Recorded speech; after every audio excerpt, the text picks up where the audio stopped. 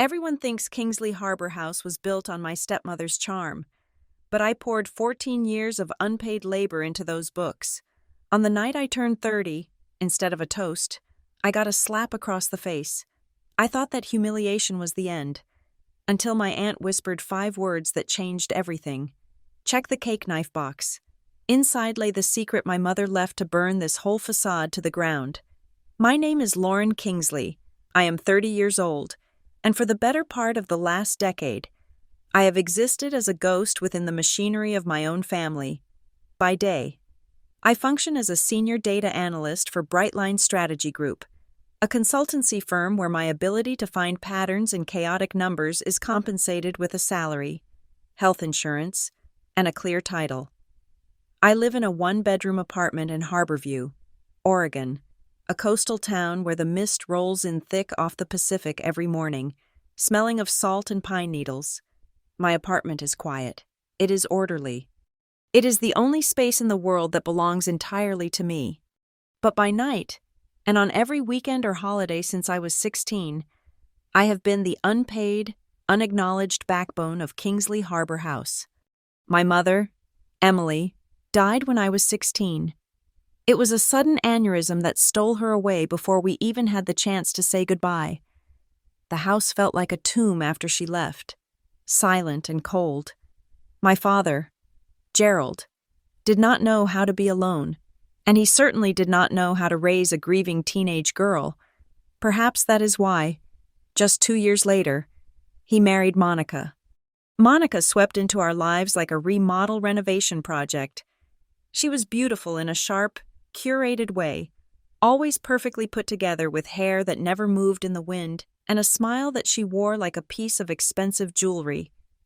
She took one look at the family restaurant, a cozy, slightly worn establishment my mother and father had run together, and decided it needed to be elevated. That was the word she used constantly, elevated. On paper, Kingsley Harbor House is owned by Gerald and Monica Kingsley. To the tourists who drive down Highway 1 for our famous clam chowder and locally sourced oysters, they are the gracious hosts. Monica works the front of the house with a terrifying efficiency. She remembers anniversaries. She compliments women on their earrings. She touches the arms of city council members and laughs at their unfunny jokes. She is the face of the brand. I am the engine room. Since high school, my role has been clearly defined, though never spoken aloud. I am the one who fixes the point-of-sale system when it crashes on a Friday night. I am the one who reconciles the inventory sheets against the invoices because Monica cannot be bothered with math. I am the one who built the employee scheduling database because the paper system was a disaster.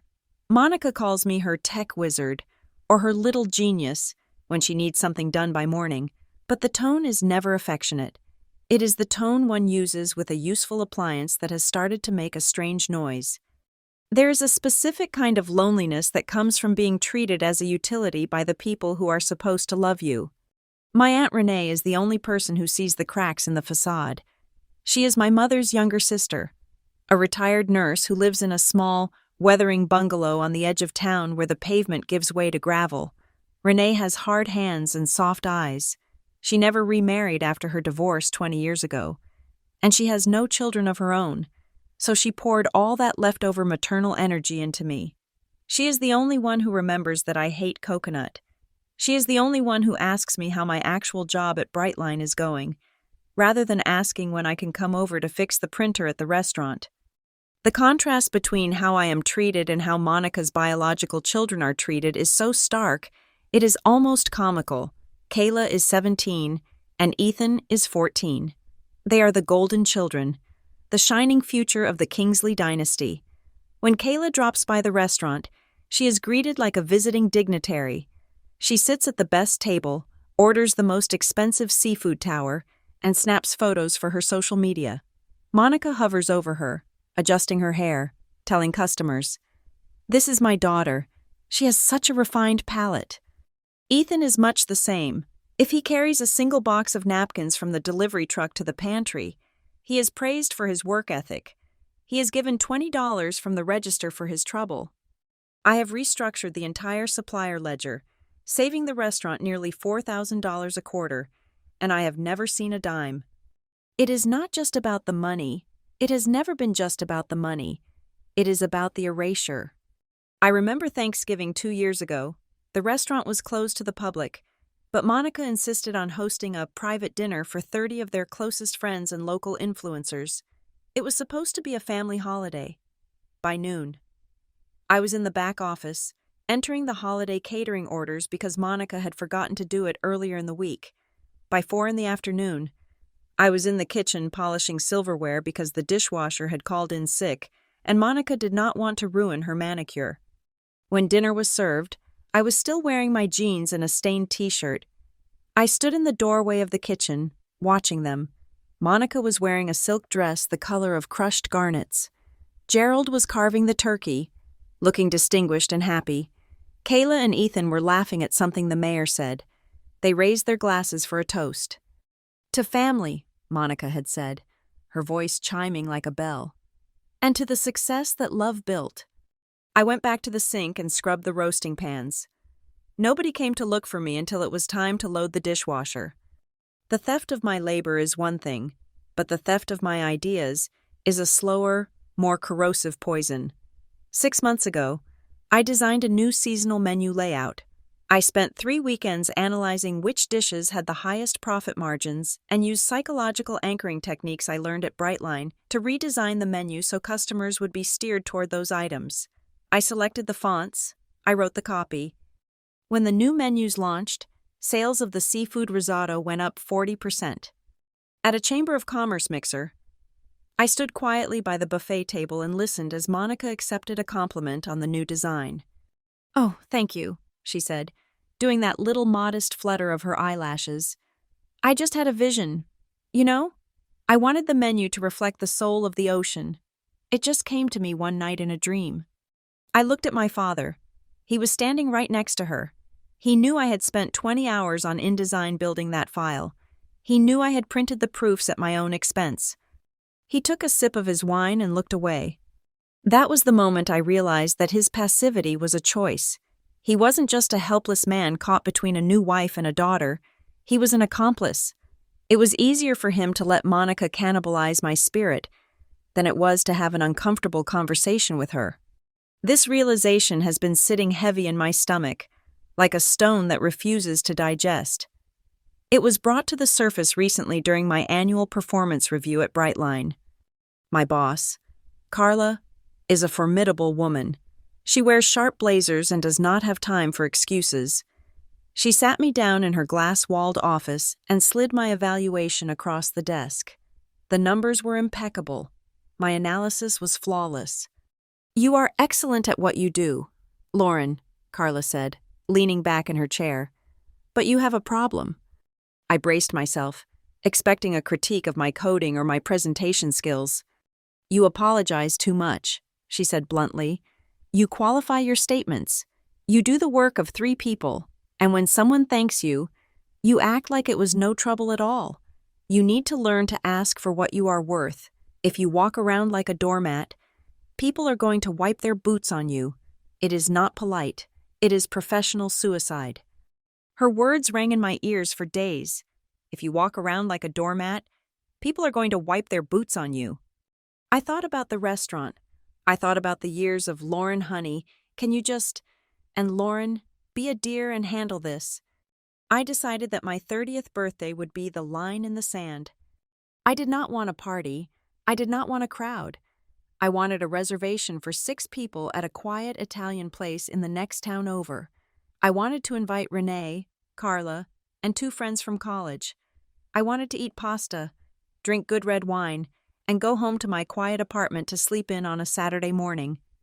When I told Monica this plan, she looked at me as if I had suggested setting the restaurant on fire. "Don't be silly. Lauren," she said, waving her hand dismissively. "You are turning 30. That is a milestone. We have to celebrate." "I really just want something low-key," I insisted. "Nonsense," she bulldozed over me. "Besides, the restaurant is launching the new patio expansion that weekend. It is perfect timing. We can combine the events. 30 years of excellence. It works for you. It works for the brand. It is synergy. I don't want synergy, Monica. I want a birthday. And you will get one, she smiled, her eyes hard and bright. Leave it to me. It will be spectacular. Leaving it to her meant that I was suddenly CC'd on email chains with florists and lighting rental companies, but not as the guest of honor, as the point of contact. 2 weeks before the party, Monica sent me a spreadsheet. Just a few little tasks to help out. Sweetheart, the email read, since you know the vendors better than I do. The list was 3 pages long. Confirm headcount, print name cards, coordinate the band's sound check, set up the gift table, manage the coat check staff. I was expected to plan my own surprise party, which was actually a marketing launch for the restaurant, where I would theoretically be the guest of honor while simultaneously working as the event coordinator. I drove out to Aunt Renee's house that evening, needing to escape the suffocating pressure of it all. We sat on her back porch, watching the fog curl around the base of the pine trees. Renee was drinking herbal tea, her hands wrapped tight around the ceramic mug. You don't have to go, Renee said quietly. You can get sick. You can go to Paris. You can turn off your phone. I can't do that to Dad, I said, the old reflex kicking in. He's stressed about the expansion costs. If this party goes well, it brings in investors. It brings in press. Renee looked at me over the rim of her mug. Her expression was unreadable, but her voice was heavy with warning. You are doing it again, Lauren, setting yourself on fire to keep them warm. It's just one night, I argued, though I didn't believe it myself. It's my birthday. Maybe this time it will be different. Maybe they'll actually celebrate me. Renee set her mug down on the wooden railing. The sound was sharp in the damp air. Big parties in that house always have a price, she said. I remember the parties your mother threw. I remember the parties Monica threw after. There's always a bill due at the end of the night, and usually, you are the one paying it. I can handle it, I said. I'm 30, I'm an adult, I can handle Monica. Renee reached out and squeezed my hand. Her grip was surprisingly strong. Just keep your eyes open, little bird. That is all I ask. Don't let the fairy lights blind you. I drove home that night feeling a knot of dread tightening in my chest. I looked at the passenger seat where my laptop bag sat, filled with work from Brightline and the printed guest list for the Kingsley Harbor House Gala. I felt like a temp worker in my own lineage. I felt like a placeholder. But beneath the dread, there was a small, stubborn ember of hope. I was turning 30. 30 was a serious number. 30 demanded respect. Perhaps, if I pulled this off perfectly, if I made the night magical for everyone else, my father would finally look at me and see his daughter, not just his staff. Perhaps Monica would finally thank me without that patronizing edge to her voice. I told myself it was just one more night of service, one last push before I stood up for myself. I did not know then that the price Renee spoke of would be higher than I could ever imagine. I did not know that the party wasn't just a celebration or a marketing stunt. It was going to be an execution of the person I used to be. I parked my car, walked up to my empty apartment, and marked the days off on my calendar. 7 days until the party, 7 days until everything broke. The sun had set over the Pacific, but Kingsley Harbor House was ablaze with artificial daylight. Thousands of tiny white fairy lights were draped over the rafters, wrapping around the wooden beams like strangling vines. A massive vinyl banner stretched across the main entrance, printed in elegant gold typography that read, "New Era for Kingsley." I stood in the gravel parking lot for a moment, staring at it, waiting for my eyes to find the subtitle, the footnote, the whisper that said, "Happy 30th birthday, Lauren." There was nothing. My name was nowhere to be found. The banner was a declaration of a business merger, not a celebration of a life. I smoothed the skirt of the navy blue dress I had bought specifically for tonight. It was modest, professional, and completely invisible against the backdrop of the spectacle Monica had orchestrated. Cars were pulling in, expensive sedans and SUVs disgorging the local elite. I saw the president of the Chamber of Commerce, 2 members of the city council, and a woman who ran a popular food blog that had the power to make or break a summer season. This was not a party for me. This was a networking event wearing a birthday hat. Monica was holding court at the double doors. She wore a floor-length gown of shimmering champagne silk that caught every photon of light in the room. Her hair was an architectural marvel of hairspray and blonde highlights. As I approached, she didn't hug me. She didn't wish me a happy birthday. She grabbed my upper arm, her nails digging in slightly through the fabric of my dress. "The appetizer trays on the south patio are empty," she hissed, her smile never wavering as she waved at a passing couple. "And the seating chart for the VIP section is wrong. The table cards say table 4, but the system says table 5. Go fix it, now." "Monica, the guests are arriving," I said, my voice tight. "My friends from work will be here any minute. And they will want to be seated correctly, won't they?" She turned her back on me, effectively dismissing me like a servant who had spoken out of turn. "Go, the tablet is in the kitchen." I walked into the party, not as the guest of honor, but as a ghost in the machine. The air smelled of roasted garlic, expensive perfume, and the metallic tang of stress, while Monica accepted compliments on the decor.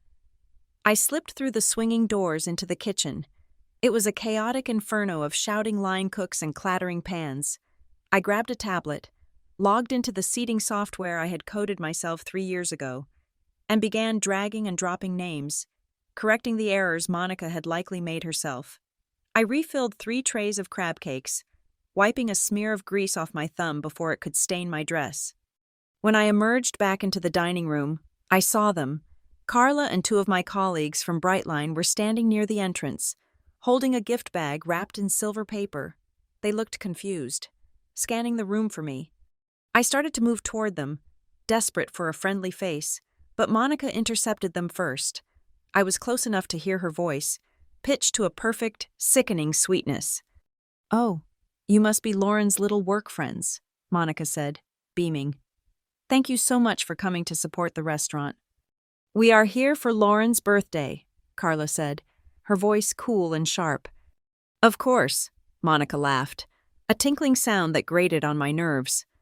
"Lauren is around here somewhere. She is just helping out with a few logistics. You know how she is. She loves to feel useful. But tonight is really about the big relaunch. Why don't you grab a drink?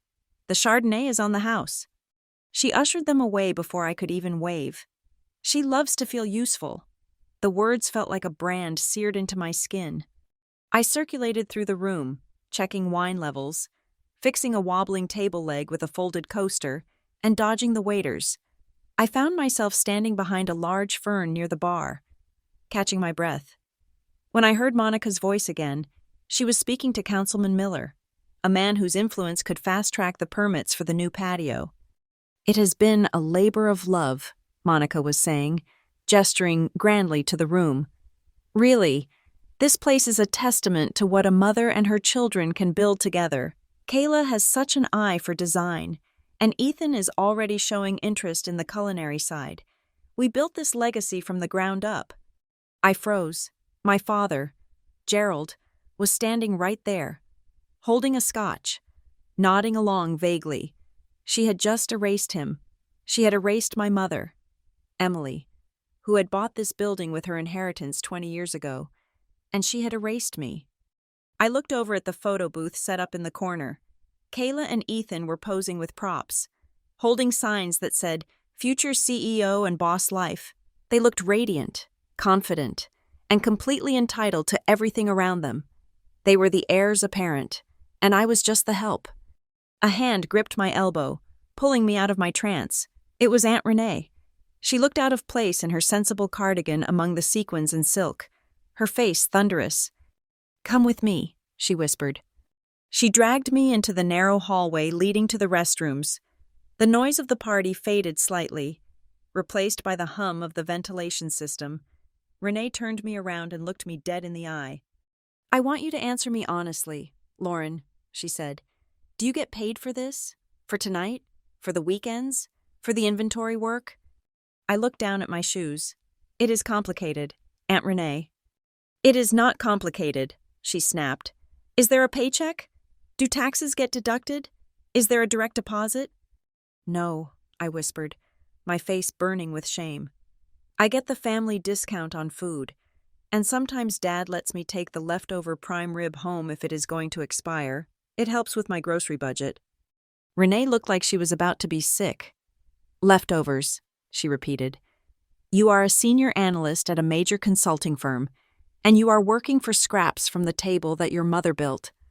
It keeps the peace, I said, the excuse tasting like ash in my mouth. Dad needs the help. Your father needs a spine, Renee said bitterly. Before I could respond, the door to the back office opened. Monica poked her head out, her face flushed with annoyance. Lauren, there you are. The slideshow for the presentation is glitching. Fix it, now. She didn't even wait for an answer. She turned back into the office. I gave Renee a helpless look and followed her. The office was cluttered with invoices and samples. Monica was standing by the computer, tapping her foot. On the screen was a marketing presentation. I moved the mouse to wake it up, and that was when I saw it. The slide on the screen featured a complex customer segmentation model. It was a demographic breakdown of the Harborview tourist market, color-coded in shades of teal and coral. I knew that chart. I had built that chart 2 weeks ago for a completely different project at Brightline. It was proprietary work I had done on my own laptop at home, work that belonged to my firm. Where did you get this? I asked, my voice trembling. Oh, I pulled it off your flash drive, Monica said casually, checking her reflection in the darkened window. I needed something to show the investors that we have data. It looks professional. Monica, this is my work, I said, the shock turning into a cold, hard anger. You can't just take my professional intellectual property and slap the Kingsley logo on it. This is theft. If my company found out, I could be fired. Monica waved a hand dismissively. Don't be dramatic.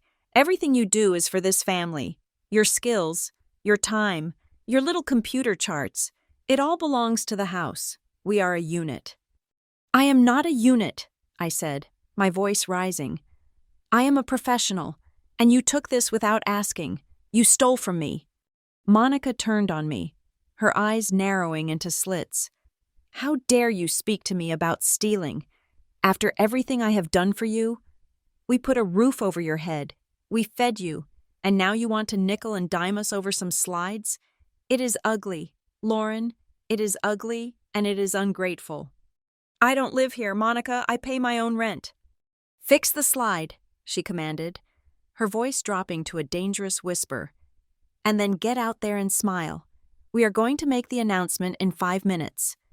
She swept out of the room, leaving me shaking. I didn't fix the slide. I closed the file. I deleted it from the desktop. And then I walked out into the party, my heart hammering against my ribs like a trapped bird. The lights in the dining room dimmed.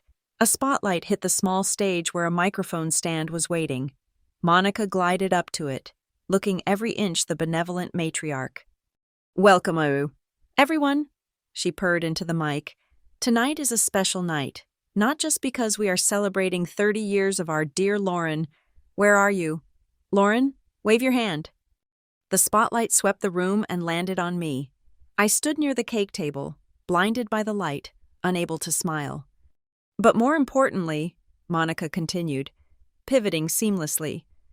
Tonight marks the beginning of a new chapter. We have ambitious plans for Kingsley Harbor House, and to ensure those plans succeed, I am thrilled to announce that we have secured a new strategic partnership. She paused for effect. The room was silent. Our very own Lauren has agreed to come on board officially as our silent partner and permanent strategic consultant, Monica announced, beaming at me. She will be dedicating her nights and weekends exclusively to ensuring this family legacy thrives, investing her time and expertise to secure our future, a true gift of love. Let's give her a round of applause. The room erupted in polite clapping. People were looking at me, smiling, expecting me to be gracious, expecting me to bow. She had done it. She had publicly conscripted me. She had framed my slavery as a gift. If I said no now, I would look like a monster. Silent partner meant no voice. Gift of love meant no money. Something inside me snapped. It was a physical sensation. like a rubber band breaking in the center of my chest. "No," I said.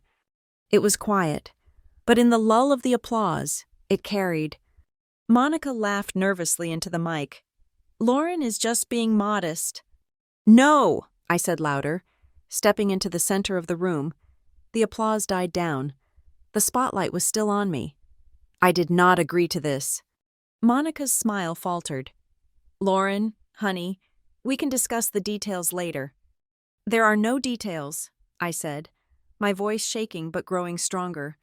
"I have worked here for 14 years without a paycheck. I have built your website, your menus, your inventory systems, and I have never seen a dime. I am not a partner. I am an indentured servant, and I am done." The silence in the room was absolute. You could hear the hum of the refrigerator compressors from the kitchen. Monica's face turned a violent shade of red. She abandoned the microphone and marched toward me, her heels clicking sharply on the hardwood floor. She looked like a predator closing in on wounded prey. She grabbed my wrist, her nails digging in so hard I gasped. "You little ungrateful brat," she hissed, loud enough for the front 2 tables to hear. "You are ruining everything. You are trying to humiliate us in front of the investors."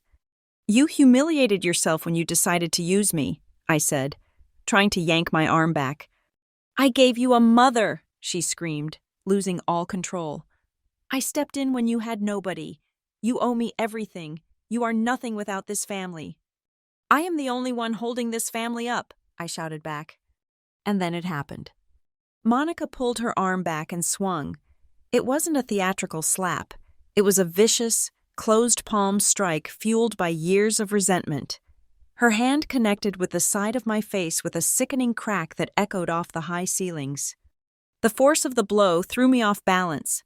I stumbled backward, my heels catching on the edge of the Persian rug. I flailed, trying to catch myself, and crashed heavily into the table behind me. It was the cake table.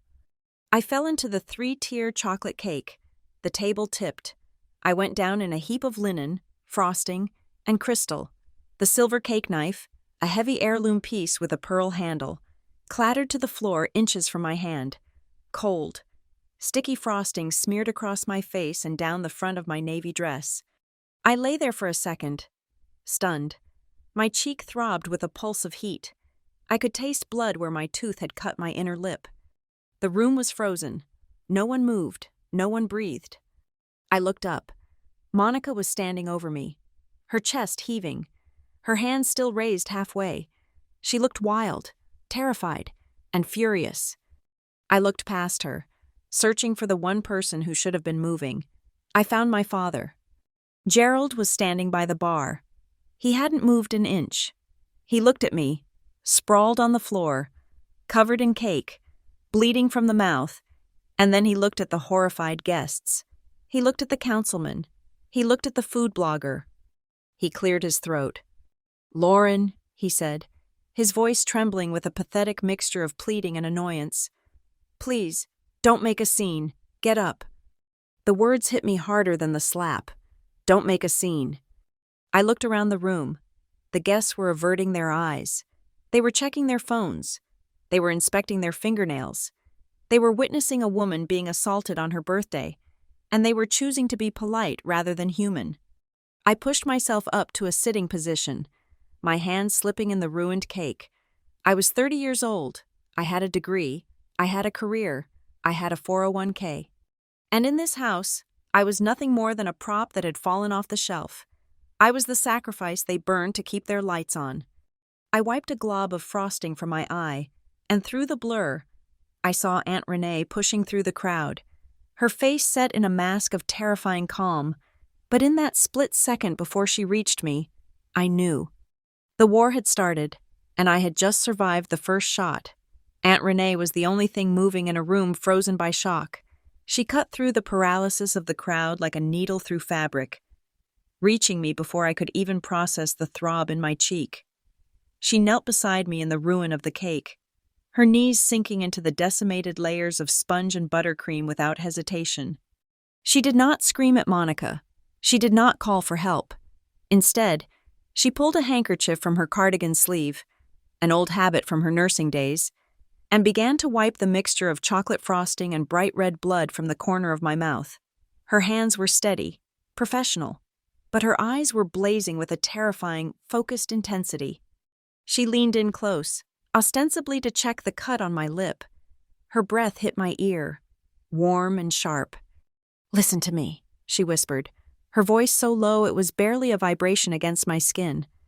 "Pull yourself together. Go to the staff restroom. Clean up. And then, when you have a clear moment, go to the office. Check the cake knife box." I blinked, pulling back slightly to look at her. The request was so absurd, so disjointed from the violence that had just occurred, that I thought she might be in shock herself. The cake knife box? It was a heavy, polished mahogany case lined with blue velvet that had sat on the high shelf of the office for as long as I could remember. It held the silver server we used for weddings, anniversaries, and today, for the birthday that wasn't really mine. "Renee?" I breathed, confused. "The box," she repeated, her eyes locking onto mine with a desperate urgency. "Check under the velvet. Do it now, before she notices." She gave my shoulder a squeeze that was less a comfort and more a command, then stood up, turning to face the room. "She is fine," Renee announced loudly, her voice flat and hard. "Just a little dizzy. Give her some air." The spell broke. The murmur of the crowd rushed back in like a tide. I used the table leg to pull myself up, my navy dress heavy with sticky sugar. I didn't look at Monica. I didn't look at my father. I kept my eyes on the floor and walked straight toward the back corridor, past the swinging kitchen doors, toward the staff restroom. I locked the door behind me and leaned against the cold tile, my heart hammering a frantic rhythm against my ribs. The silence of the bathroom was a mercy. I turned to the mirror. The left side of my face was already swelling. A perfect, angry red handprint blossomed across my cheekbone, the fingers distinct and cruel. It wasn't the first time I had seen that mark. A memory clawed its way up from the depths of my teenage years. I was 17. Late coming home from library study hall. Monica had been drinking wine. She had slapped me then, too. A sharp crack for worrying her. My father had found me crying in my room later and said, "She is just under a lot of stress. Lauren, be bigger than this." I looked at my 30-year-old reflection. I washed the blood from my lip and the chocolate from my neck. I watched the water swirl pink and brown down the drain. "I am done being bigger," I whispered to the glass. I dried my face with a rough paper towel. I didn't fix my hair. I didn't reapply lipstick. I opened the door and peered into the hallway. The kitchen was chaotic, the staff shouting orders. Distracted by the disaster in the dining room, no one was watching the back corridor. I slipped past the dry storage room and the manager's lockers to the heavy oak door of the main office. It was locked, of course. Monica was paranoid about staff stealing petty cash, but I had installed the digital keypad lock myself 4 years ago. I knew the code. It was the date the restaurant opened, 1998. I punched in the numbers. Beep, beep, beep, beep. The lock disengaged with a heavy click.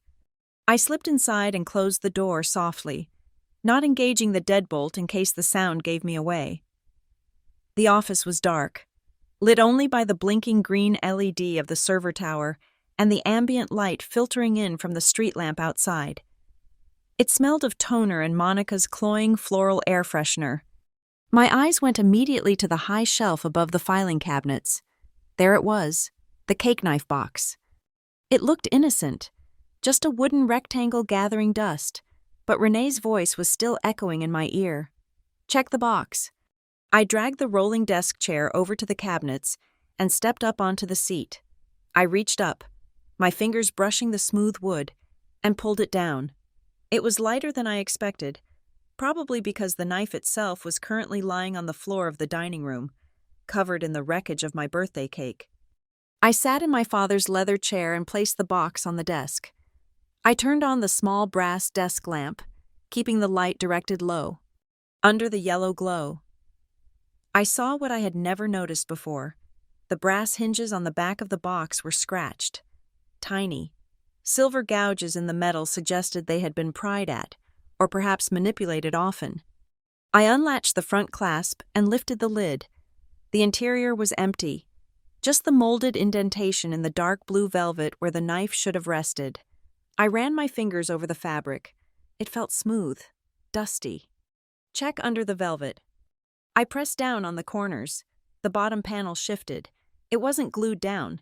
It was a false bottom, fitted tightly but imperfectly. I dug my fingernail into the small gap at the edge and pried it upward. The velvet-covered insert popped out with a soft thwack. My breath caught in my throat. Resting in the wooden hollow beneath the false floor were three things. First, a thick cream-colored envelope. On the front, written in blue ink that had faded slightly with time, was a single word: Lauren. I knew that handwriting, the loops of the L, the sharp slant of the N. It was my mother's hand. My heart gave a violent kick, a physical pang of grief so acute it almost doubled me over. Next to the envelope was a small, black USB drive. It was an older model, bulky and rectangular, the kind that was common over a decade ago. And finally, a folded document on thick, legal bond paper. I unfolded it carefully, my hands trembling. At the bottom of the page was a raised, crimped seal of a notary public. The date stamp next to the signature was from 14 years ago, 2 weeks before my mother died. I didn't have time to read it. I didn't have time to process what I was holding. I just knew that whatever this was, it was dangerous. It was a bomb that had been ticking in this room for 14 years, waiting for me to find the fuse. I heard footsteps in the hallway, the heavy thud of heels on linoleum. Panic, cold and sharp, flooded my veins. I grabbed the envelope, the USB drive, and the document and shoved them deep into my small leather shoulder bag. I replaced the false bottom, pressing the velvet down until it sat flush. I snapped the lid of the box shut and scrambled up on the chair to shove it back onto the high shelf. I had just sat back down in the chair and swiveled it to face the door when the handle turned. Monica stood in the doorway. She looked flustered, her hair slightly askew, her chest heaving. When she saw me, her eyes narrowed into slits of pure venom. "So this is where you are," she hissed, stepping into the room and closing the door behind her. "Hiding, while I am out there trying to salvage the disaster you caused." "I needed a minute," I said. My voice sounded strange to my own ears, hollow, detached. "You needed a minute?" Monica laughed, a harsh barking sound. "You ruined the cake. You embarrassed your father. And now you are sitting in here in the dark like a petulant child?" She walked over to the desk, looming over me. I could smell the wine on her breath. She glanced at the desk, then at the shelf. For a terrifying second, I thought she looked at the box, but her gaze slid right past it, back to me. She didn't see the box. She only saw me, the problem she had to manage. "Get up," she commanded. "You are going to go back out there. You are going to apologize to the investors. You are going to tell everyone that you had a reaction to the medication you are taking for your anxiety. That is the story Gerald is telling them right now." "Medication?" I repeated, the absurdity of the lie washing over me. "Yes, it explains the outburst. It explains the clumsiness. It makes you look sympathetic instead of unstable." She grabbed my arm, her fingers digging into the exact spot she had grabbed earlier. "Now fix your face. You look like a tragedy." I looked up at her, for the first time in 14 years. I didn't feel the urge to shrink. I didn't feel the desperate need to please her or to de-escalate her anger. I felt the weight of the envelope in my bag against my hip. I felt the ghost of my mother's handwriting burning through the leather. "Okay," I said. Monica blinked, surprised by my sudden compliance.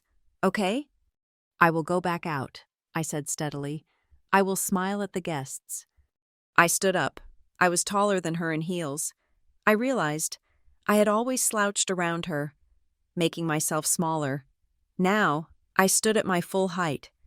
Monica looked at me suspiciously, searching for the trap, but she was too arrogant to find it. She just saw submission. "Good. At least you have enough sense to know when you are beaten." She turned and marched out of the office. I followed her, my hand clutching the strap of my bag. Walking back into the party felt like walking onto a stage set. The waiters were sweeping up the last of the cake. The band had started playing a soft jazz standard to cover the awkward atmosphere. The guests were clustered in groups, whispering, their eyes darting toward me as I re-entered the room. I didn't care.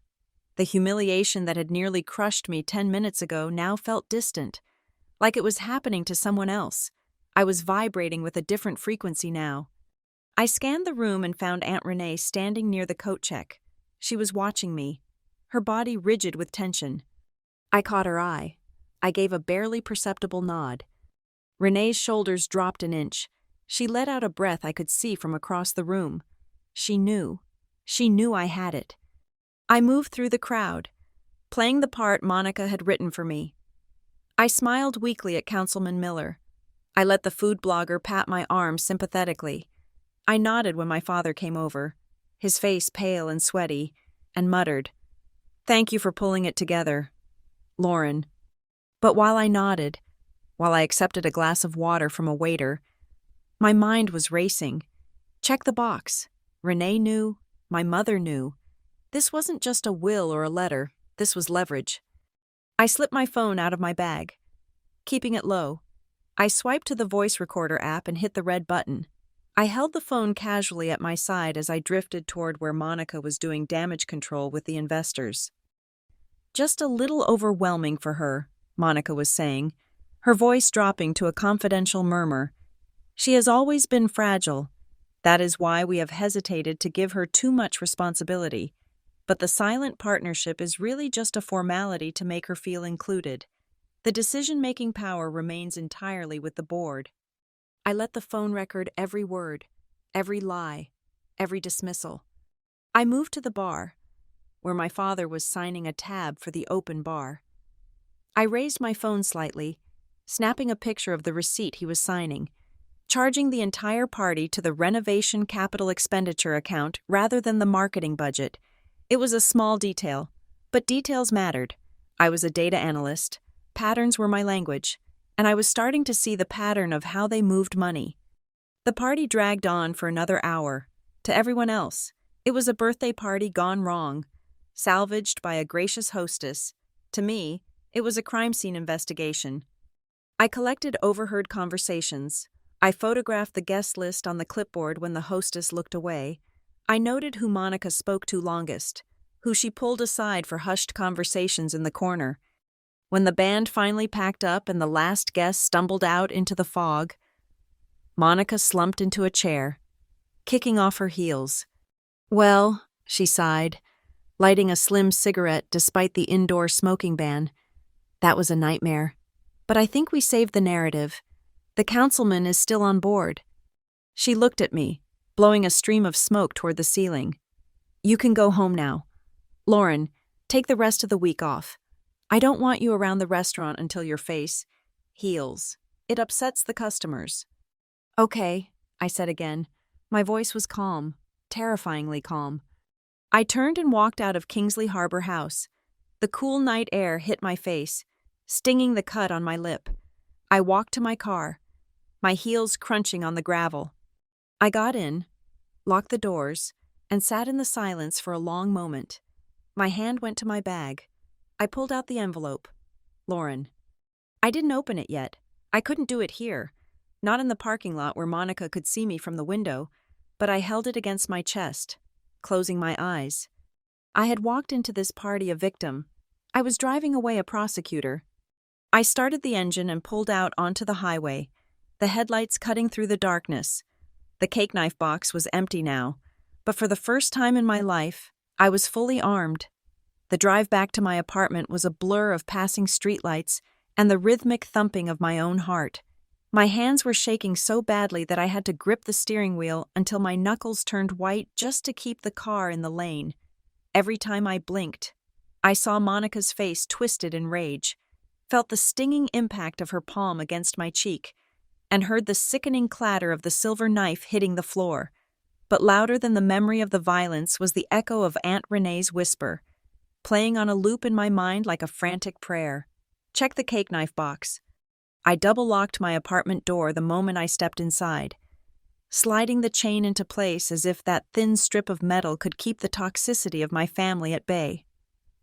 I didn't turn on the overhead lights. The harsh brightness of the party had been enough for one night. Instead, I switched on the small lamp on my kitchen table and sat down, placing my leather bag in front of me like it contained a live explosive. I pulled out the items I had stolen from the false bottom of the box: the USB drive, the folded legal document, and the cream-colored envelope. I reached for the envelope first. The paper was textured, heavy stock, the kind my mother used to buy from a stationery store in Portland. It smelled faintly of vanilla and old cedar, the scent of her writing desk. Seeing my name written in her looping, elegant script broke something open inside me. I traced the blue ink with a trembling finger. She had been gone for 14 years, yet here she was, speaking to me from the grave. I used a kitchen knife to slit the seal, my breath catching in my throat. I unfolded the letter. The date at the top was 3 days before her final surgery, the one she never woke up from. My dearest Lauren, it began. If you are reading this, then 2 things have happened. First, I am gone. And second, you have found yourself in a position where you needed to look for answers. I pray that I'm just being paranoid. I pray that your father has stepped up, that he has protected you, and that this letter is just the ramblings of a sick woman afraid of leaving her only child behind. But I know Gerald. He is a good man, but he is weak. He hates conflict, and he is easily swayed by strong personalities. I am terrified that if he remarries, he will let a new partner push you aside. I cannot bear the thought of you being a stranger in the home we built. So, I have taken steps. Enclosed is a copy of my updated last will and testament. The original is filed with William Harrow's office downtown. In this new version, I have left the house and 70% of the restaurant shares directly to you, placed in a trust with Renee as the trustee until you turn 25. Your father has a lifetime right to live in the house and manage the restaurant, but he cannot sell it, and he cannot leverage it without your consent. I have also established the Harborview Education Fund. It is a separate account containing the payout from my personal life insurance policy, the one your father doesn't know about. This money is for you, for your college, for your first home, or for my grandchildren. Should you choose to have them, it is not for the restaurant. It is not for renovations. It is yours. I hid this in the cake knife box because I made Gerald promise we would use this set for every major celebration. I wanted to be there, in some small way, at every birthday and holiday, but I also wanted a way to check. If the box is still there, then the legacy is still safe. If you are reading this, my little bird, be brave. Fight for what is yours.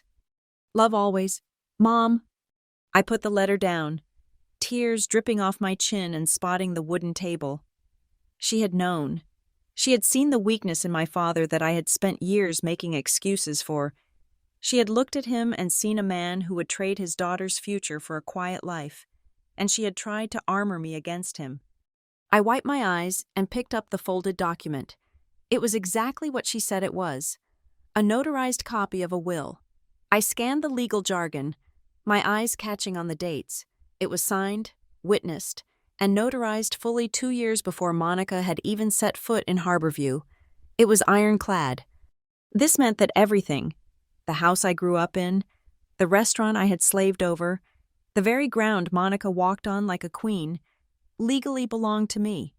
A cold fury began to dry my tears. I reached for the USB drive.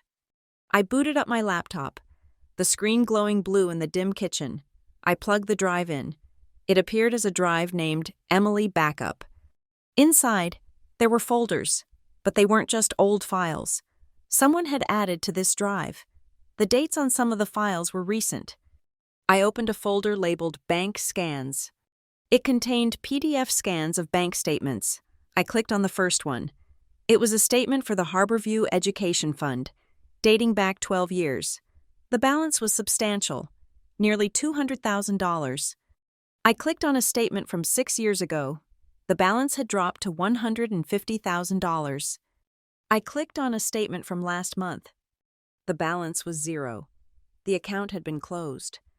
I felt sick, physically nauseous. But my training kicked in. I was a data analyst. I didn't just look at numbers. I interrogated them. I opened the transaction history file, a spreadsheet that had been meticulously updated, likely by Renee or someone she had hired. I began to trace the withdrawals. Starting 8 years ago, there was a pattern. Small withdrawals at first, $5,000 here, $3,000 there, labeled as consulting fees or administrative costs. Then, the amounts grew larger, $10,000, $20,000. The recipient for the early transfers was an account under the name MVS Consulting. I opened a browser tab and navigated to the Oregon Secretary of State's business search portal. I typed in MVS Consulting. The result popped up instantly. Registered agent. Monica Vanessa Sallow. Sallow was Monica's maiden name. She had been draining my college fund into a shell company under her maiden name for almost a decade. But it got worse. 2 years ago, a massive transfer of $80,000, the bulk of what remained, was wired to an entity called Harbor Lights Hospitality Group. I searched for that company, Harbor Lights Hospitality Group. It was a limited liability company formed 3 years ago. The managing members were listed as Monica Kingsley and her son, Ethan Kingsley, who was a minor at the time, listed via a trust. My father's name was nowhere on it. My name was nowhere on it. I dug deeper, my fingers flying across the keyboard. I pulled up the liquor license records for Kingsley Harbor House. My breath hissed out between my teeth. The liquor license, the most valuable asset the restaurant possessed aside from the real estate itself, was no longer held by Kingsley Harbor House. It had been transferred 18 months ago to Harbor Lights Hospitality Group. I checked the equipment leases, the commercial ovens, the walk-in freezer, the new POS system I had installed. The leases were all in the name of Harbor Lights. The picture was suddenly, horrifyingly clear. Monica wasn't just stealing my wages. She was hollowing out the company. She was siphoning the cash from my mother's secret fund and using it to buy the essential assets of the restaurant, then transferring those assets into a company that only she and her children owned. She was preparing to discard the shell. If my father ever tried to divorce her, or if I ever tried to claim my inheritance, we would find ourselves owning a worthless building with no license, no equipment, and no cash, while she walked away with the entire business operation under a new name. And my father? I looked at the signatures on the transfer documents. Gerald Kingsley. He had signed them. He had signed away my mother's legacy. Was he complicit? Or was he just so desperate to keep Monica happy that he signed whatever paper she slid across the dinner table without reading it? I thought about the slap. I thought about him standing there, telling me not to make a scene while I bled on the floor. It didn't matter if he was a villain or a coward. The result was the same. He had helped her rob me. I sat back in my chair, the glow of the laptop illuminating the wreckage of my family history. The cake knife box. My mother had insisted on using it every holiday. I remembered her, frail and tired, watching us cut the turkey or the birthday cake. "Make sure we use the good box," she would say. She wasn't just being sentimental. She was checking to make sure the false bottom was still secure. She was checking to make sure her lifeline to me was still waiting. She had planted a seed of truth in the middle of their lies, waiting for the day I would be desperate enough to find it. I grabbed my phone and dialed Aunt Renee. It was nearly 1 a.m, but she picked up on the first ring. "You found it," she said. It wasn't a question. "I found it," I replied, my voice steady but thick with unshed tears. "Renee, the money, the education fund, it is gone, all of it." There was a heavy silence on the other end. Then, Renee let out a long, ragged sigh. I suspected the money was moving. I started tracking the public filings a few years ago when Monica bought that new car, but I couldn't access the bank records without alerting them. That is why I needed you to get the USB. That drive has the original account numbers. "Why didn't you tell me?" I asked, the betrayal stinging. "Why did you let me work there for free while she was stealing hundreds of thousands of dollars from me?" "Because I promised Emily," Renee said, her voice breaking. "Your mother made me swear on her deathbed. She said, 'Renee, don't start a war unless Lauren is ready to fight it. If Gerald steps up, let it be. If Lauren is happy, let it be. Only give her the key if she comes looking for it, or if they hurt her.' They have been hurting me for years, Renee." "I know," she whispered. "And I have hated myself every single day for keeping quiet. I watched you work yourself to the bone. I watched her erase you, but I kept waiting for Gerald to wake up. I kept hoping he would remember who he was." "He didn't," I said coldly. "No, he didn't. And tonight?" Renee's voice hardened, the steel returning. "Tonight, when she put her hands on you, that was it. The contract was broken. I don't care what I promised Emily. I wasn't going to watch them beat you and stay silent for one more second. She stole the liquor license, Renee. She transferred it to a company she owns with Ethan." "Jesus," Renee hissed. "She is smarter than I thought. She is gutting the fish before she cooks it." "I have the will," I said. "The notarized copy. It leaves 70% to me." "Then we have them," Renee said. "If that will is valid, every transfer Gerald signed is voidable because he didn't have the authority to give away assets he didn't fully own." "I am going to burn it down." "Renee," I said. I was surprised by the violence in my own words. I wasn't a violent person. I was the girl who fixed spreadsheets. I was the girl who stayed late to clean up. But the girl who stayed late was gone. She had died on the floor of the dining room, covered in cake. "I know you are," Renee said softly, "and I am going to help you. But Lauren, you need to be smart. Monica is a cornered animal now. She knows she crossed a line tonight. She will be trying to spin the story. She will try to make you look crazy." "Let her try," I said. I looked at the screen, at the columns of numbers that prove the systematic theft of my life. "She thinks I am just an employee. She forgot that I am the one who keeps the records." "Get some sleep," Renee said. "Meet me tomorrow at 8.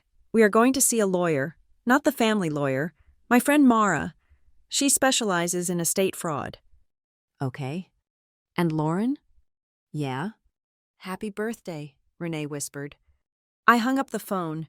I sat in the dark kitchen for a long time, listening to the refrigerator hum. I touched the spot on my cheek where the handprint was throbbing. It hurt, but the pain felt different now. It wasn't the ache of humiliation anymore. It was the heat of fuel. My mother hadn't left me a fortune. The money was gone. She hadn't left me a happy family. That was a lie. She had left me a weapon. She had left me the truth, wrapped in velvet and hidden in wood. I gathered the papers, the letter, and the USB drive. I walked into my bedroom and placed them inside my fireproof lockbox, hiding the key inside a hollowed-out book on my shelf. I went to the bathroom and washed my face again. I looked at the woman in the mirror. Her lip was swollen. Her eye was bruising, but her eyes were clear. Monica had wanted a new era for Kingsley Harbor House. She had announced it to the whole town. I turned off the light. She was going to get one, just not the one she expected. This wasn't going to be a renovation. It was going to be an eviction. The morning sun hit the blinds of my apartment with a cheerfulness that felt offensive. I had not slept. My kitchen table looked less like a breakfast nook and more like a crime lab. For the first 3 hours of the morning, I did not act like a daughter. I acted like a data analyst. I treated the documents I had stolen from the cake knife box not as sentimental artifacts, but as volatile data that needed to be secured. I used the high-resolution scanner I kept for work to digitize every single page of the will, the letter, and the notarized affidavit. I uploaded the files to 3 separate encrypted cloud servers, one personal, one on a secure drive I used for freelance work, and one sent to a dummy email address I had created years ago for testing spam filters. I took photos of the physical metadata, the watermarks on the paper, the indentation of the notary seal, the specific fading of the ink. I wiped the USB drive for fingerprints, though I knew it was likely too late for that, and then I copied its entire contents to a partitioned sector of my hard drive before locking the original physical evidence in a fireproof safe bolted to my closet floor. Only when the digital fortress was built did I allow myself to shower. I washed the hairspray and stale cake smell out of my hair, watching the water run clear, and dressed in my sharpest blazer. I was not going to the restaurant. I was going to war. At 9 in the morning, I walked into the office of Mara Ellison.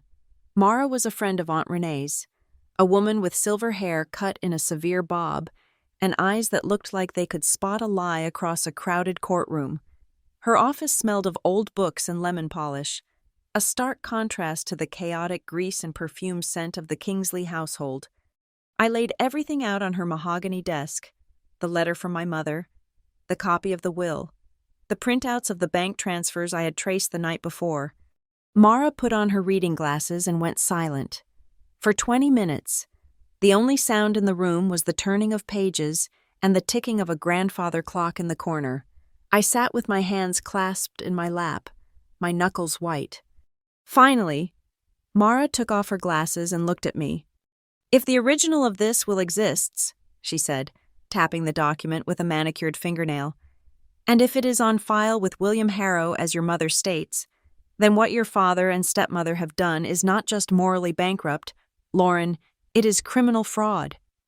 "They emptied the education fund," I said, my voice steady. "Nearly $200,000. "That is breach of fiduciary duty," Mara corrected. "But the bigger issue is the property. If this will is valid, your father never had the legal right to leverage the restaurant's assets or transfer the liquor license. He was holding the property in trust for you. He didn't own it to give it away." "So we sue them?" I asked.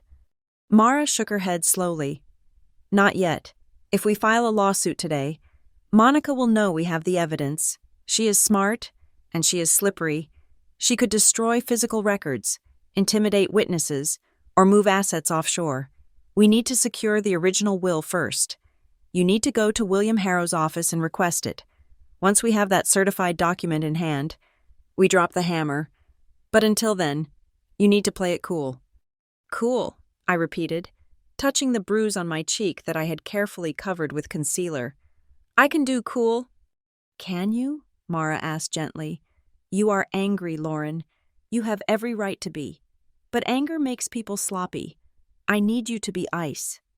I left her office feeling a strange mixture of validation and terror. I drove to Brightline, needing the normalcy of my cubicle, the logic of spreadsheets. I needed to be somewhere where rules were followed and math didn't lie. I was sitting at my desk, buried in a quarterly projection report, when a hush fell over the open-plan office. It was the kind of silence that ripples outward when something out of place enters the ecosystem. I looked up. Standing in the lobby, arguing with the receptionist, was Monica. She was wearing a pastel pink suit that screamed, "Innocent suburban mother," in her arms. She held a bouquet of white lilies so large it looked like she had robbed a funeral home. She spotted me and let out a theatrical gasp, rushing past the security desk before the guard could stop her. "Lauren!" she cried out, her voice pitching high enough to shatter glass. "Oh, thank God you are here. I was so worried." She reached my desk and dumped the flowers on top of my keyboard, water dripping from the stems onto my mousepad. Before I could stand up, she wrapped me in a hug that felt more like a wrestling hold. "I am so sorry about last night," she said, loud enough for the entire analytics department to hear. "We were all just so stressed, weren't we? The pressure of the launch, the wine. Emotions just ran high. But we are family. We forgive." I sat there, stiff as a board, smelling her expensive perfume and the underlying scent of desperation. She was performing. She was rewriting the narrative in real time, turning domestic assault into a passionate family moment. "Monica," I said, peeling her arms off me, "I am at work." I know," she said, wiping a fake tear from her eye. "But I couldn't wait. I wanted to make sure you knew how much we love you." Then, her eyes shifted. She looked over my shoulder and brightened. "And you must be Carla." I froze. My boss, Carla, had stepped out of her office. Carla was a woman who did not suffer fools, and she certainly did not appreciate theatrical interruptions. "Mrs. Kingsley," Carla said, her voice cool, "this is a secure office." "Oh, please, call me Monica," she gushed, stepping toward Carla and effectively boxing me into my cubicle. I just wanted to have a quick word with you, woman to woman, about Lauren. Monica, don't, I said, standing up. Monica ignored me. She lowered her voice to a conspiratorial whisper that was still audible to half the room. Lauren is just so fragile right now. You know how girls get at this age. Turning 30, no husband, lots of pressure. The incident last night, well, it was a cry for help. Really, I was thinking it might be best if Brightline could reduce her hours for a few months, just to give her time to heal. We can keep her busy at the restaurant where family can keep an eye on her. My blood ran cold. She wasn't just trying to smooth things over. She was trying to sabotage my career. She wanted to cut my financial lifeline, make me dependent on the restaurant again, and paint me as mentally unstable to my employer. Carla looked at Monica. Then she looked at the dripping flowers on my desk. Then she looked at me. Lauren, Carla said, is one of my top analysts. Monica blinked, her smile faltering. Well, yes, I am sure she tries hard, but she does not try, Mrs. Kingsley. She succeeds, Carla cut her off, her voice sharp as a razor. And at Brightline, we discuss workload and schedules with our employees, not their stepmothers. Lauren is a grown woman and a valued professional. If she needs time off, she is capable of asking for it herself. Monica's mouth opened and closed like a fish. She wasn't used to being told no. She wasn't used to people who were immune to her charm offensive. I see, Monica stammered, her face flushing a blotchy red. I was just trying to help. The best way you can help, Carla said, stepping forward, is to let my team get back to work. Security will escort you out. It was a dismissal so absolute it was breathtaking. Monica shot me a look of pure venom, the mask slipping for just a second, before turning on her heel and marching toward the elevators, leaving the ridiculous flowers behind. Bin those, Carla said to me, nodding at the lilies. And Lauren? Take an early lunch. You look like you need to breathe. Thank you, I whispered. Don't thank me, Carla said, walking back to her office. Just don't let them break you. I didn't eat lunch. I sat in my car and stared at the steering wheel. The ambush had clarified things. There was no going back. There was no keeping the peace. Monica was actively trying to dismantle my life. I waited until 6 o'clock. I knew Monica had a meeting with the Harborview Beautification Committee on Tuesdays. She would be out of the house. I drove to Willow Creek. The house I grew up in sat on a quiet cul-de-sac, a sprawling 2-story colonial that used to be white but was now painted a trendy grey that Monica loved. I used my key, shoving down the fear that she might have changed the locks, and walked in. My father was in the den, sitting in his recliner with a glass of scotch. The TV was on, muted. He looked up when I entered, and for a second, he looked relieved. Then he saw the expression on my face, and the relief curdled into wariness. Lauren, he said, not getting up. Monica isn't here. I know, I said. I didn't come to see her. I walked over to the coffee table and slapped the folder down. I spread the papers out over his unread golf magazines, the bank statements, the transfer records, the copy of my mother's letter. What is this? He asked, reaching for his glasses. It is the truth, Dad, I said. It is the Harborview Education Fund, the money Mom left for me, the money you swore didn't exist. Gerald picked up a statement. His hands were shaking. He didn't read it. He just stared at the numbers. Lauren, you don't understand, he began, his voice wheedling. Business has been tough. The margins are thin. We needed liquidity. Who is we? I asked. Because that money went to Monica's shell company. It went to buy equipment that isn't even in your name anymore. It is all the same pot, he insisted, tossing the paper down.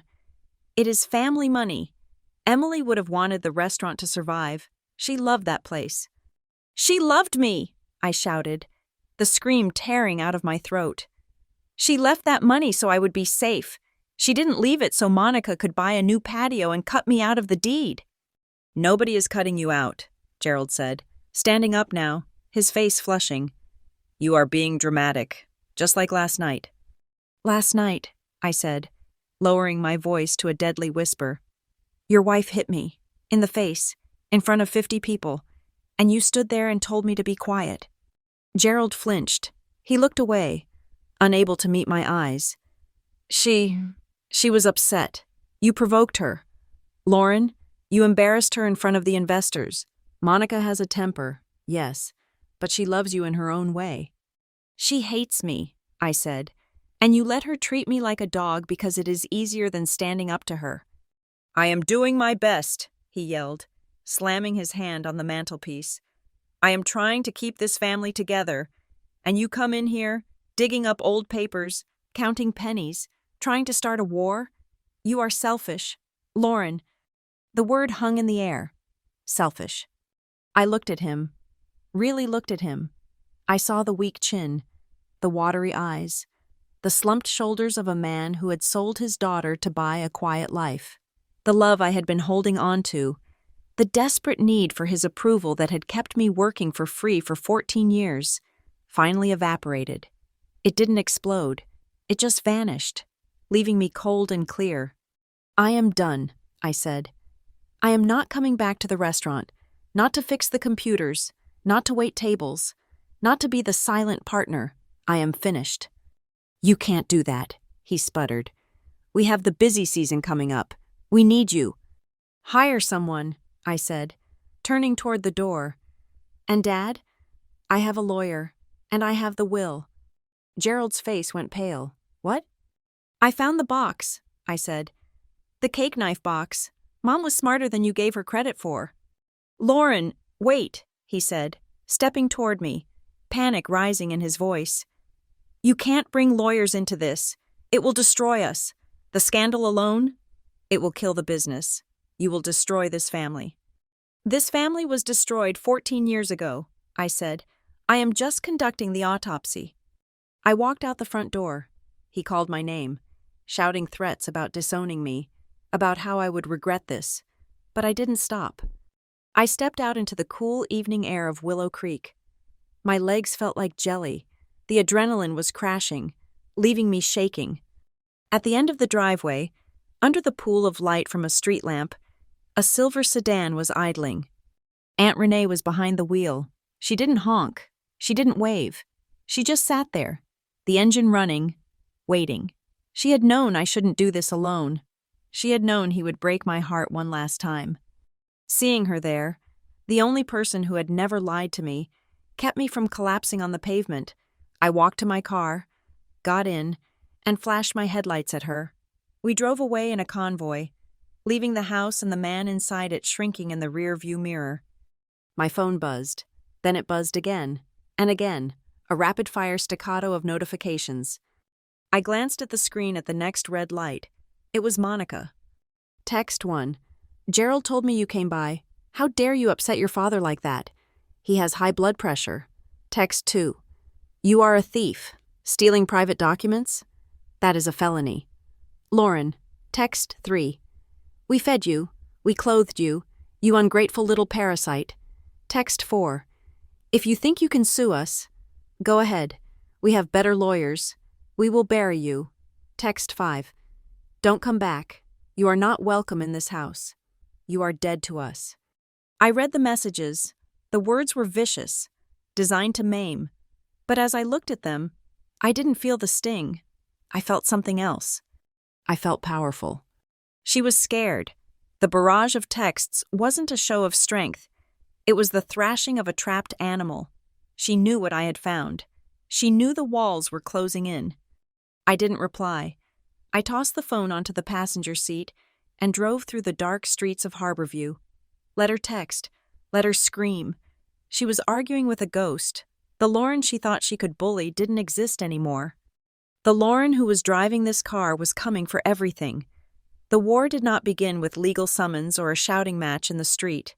It began, as most modern tragedies do, with a notification on my phone. 3 days after the birthday party, I was sitting in my living room, nursing a cup of coffee and trying to keep my hands from trembling, when my phone lit up. It was a Facebook notification. Monica had tagged me in a photo. I tapped the screen, my stomach turning over. It was a photo taken early in the evening on my birthday, before the guests had fully arrived, before the slap, before the cake ended up on the floor, in the picture. The lighting was golden and perfect. The banner reading "New Era for Kingsley" was visible in the background. Monica was laughing, her head thrown back in a pose of pure joy, her hand resting possessively on my father's shoulder. I was in the background, blurred slightly, carrying a tray of champagne flutes. The caption read, "Families are messy, loud, and complicated, but love always finds a way back to the center." There were some big emotions and misunderstandings at our launch party this weekend, but we are breathing through it. Forgiveness is a choice we make every day. Family first, Kingsley. Harbor, house love conquers all. I stared at the screen. She had done it. She had taken an assault and repackaged it as a misunderstanding. She had taken my trauma and filtered it into a heartwarming lesson about forgiveness. She hadn't just erased the violence. She had made herself the saint for enduring it. I scrolled through the comments. They were already piling up. So true. Monica, praying for you guys. Teenagers and 20-somethings can be so dramatic. Stick together. Love how you always take the high road. She was winning. She was out there in the community, at the church committee meetings, at the Chamber of Commerce mixers, telling a story about how Lauren, the unstable, ungrateful stepdaughter, had a mental breakdown and tried to ruin the family's big night. I could feel the eyes of the town shifting. When I went to the grocery store that evening, Mrs. Gable, my third-grade teacher, looked right through me in the produce aisle. I received a text from a woman I used to babysit for, simply saying, "You only get one father.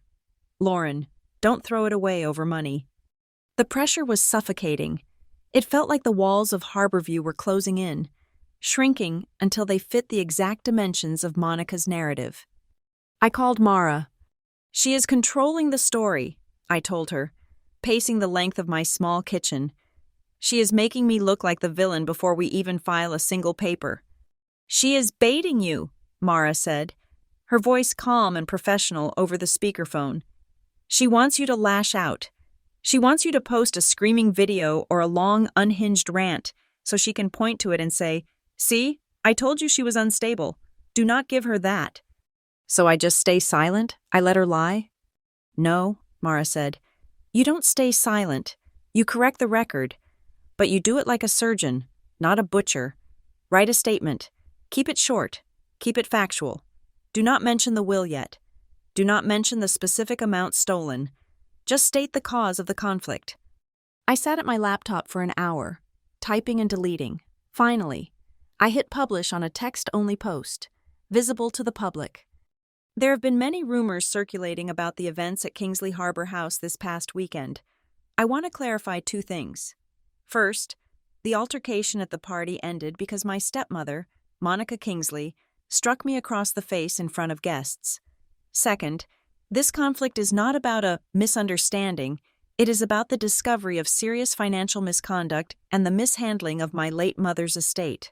I have retained legal counsel and am pursuing the proper channels to resolve this.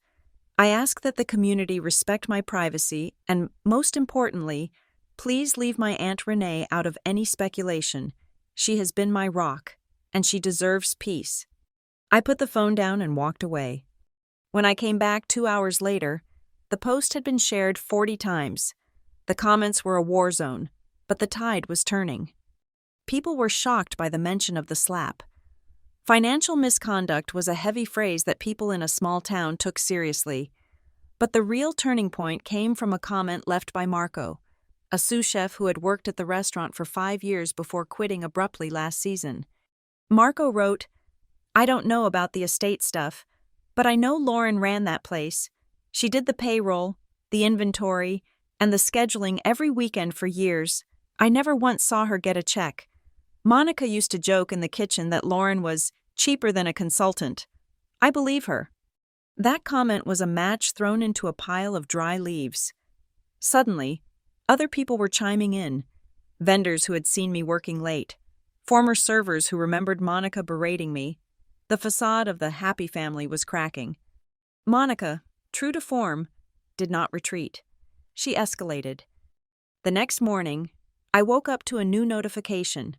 Monica had dug up an email I had sent her 4 years ago, back when I was 26 and going through a bad breakup. In the email, I was vulnerable and emotional, apologizing for missing a shift and saying, "I just feel so stuck and resentful sometimes, like I am trapped in a life I didn't choose." She posted a screenshot of it with the caption, "We have been trying to help Lauren with her anger and depression for years. It breaks a mother's heart to see her rewrite history because she is hurting inside." It was a violation of privacy so profound it made me physically nauseous. She was weaponizing my lowest moments to paint me as mentally unfit. But then, something happened that Monica didn't account for. A group chat screenshot appeared in my inbox. It was sent by a cousin on my father's side, a quiet girl named Sarah, who rarely spoke at family gatherings. The screenshot was from a WhatsApp group called Kingsley Inner Circle that included Monica, her sister, and a few of her close friends. In the chat, Monica had written, "The little parasite is finally pushing back. I knew we should have cut her off sooner. She is not even a real Kingsley. She is just like her weak mother." Sarah's message to me was simple. "I thought you should see this. I am sorry I didn't speak up sooner." I forwarded the screenshot to Mara. I didn't post it. I didn't need to win the internet. I needed to win in court. But seeing those words, parasite, not even a real Kingsley, hardened something inside me that I didn't know was still soft. The stress was eating me alive. I wasn't sleeping. I would wake up at 3 a.m, my sheets soaked in sweat, the sound of the slap echoing in my ears like a gunshot. I would lie there in the dark, staring at the ceiling, imagining every worst-case scenario. What if the judge believed her? What if my father lied on the stand? What if I lost everything and ended up bankrupt, branded as the crazy daughter who sued her family? I kept going to work because I had no choice, but I felt like a ghost haunting my own cubicle.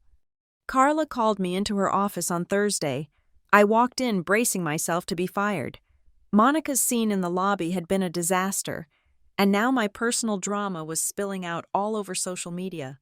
"Sit down." "Lauren," Carla said, pointing to the chair opposite her desk. I sat. "Carla, I am so sorry about the distraction. I am handling it. I can work late to make up for—" "Sa," Carla said. She wasn't looking at her computer. She was looking at me. "I didn't call you in here to reprimand you. I called you in here because HR flagged the incident with your stepmother, and I wanted you to know that we have formally trespassed her from the building. If she shows up again, the police will be called immediately." I blinked, the air leaving my lungs in a rush. "You did?"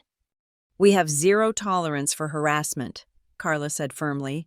"And Lauren, I saw your post. I'm not going to ask for details, but I know a thing or two about financial abuse. It thrives in the dark. It thrives when women are too ashamed to speak about money." She slid a brochure across the desk. It was for a legal aid nonprofit in Portland that specialized in economic abuse within families. "These people helped my sister 5 years ago," Carla said, her voice softening just a fraction. "You have a job here, Lauren. You are safe here. Whatever is happening out there, when you walk through those glass doors, you are judged only on your data, and your data is excellent." I took the brochure. My hand was shaking, but for the first time in days, it wasn't from fear. It was from relief. "Thank you, Carla." "Get back to work," she said, turning back to her screen. That weekend, I drove out to Aunt Renee's house. The media storm was still raging, but we had work to do. Renee had been digging through the boxes of my mother's old possessions that she had stored in her attic for 14 years. "I found something," Renee said the moment I walked through the door.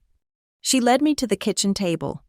Sitting there, amidst the clutter of old photo albums and recipe cards, was a small, silver key. It was tarnished, but the number stamped on the head was clear. 402.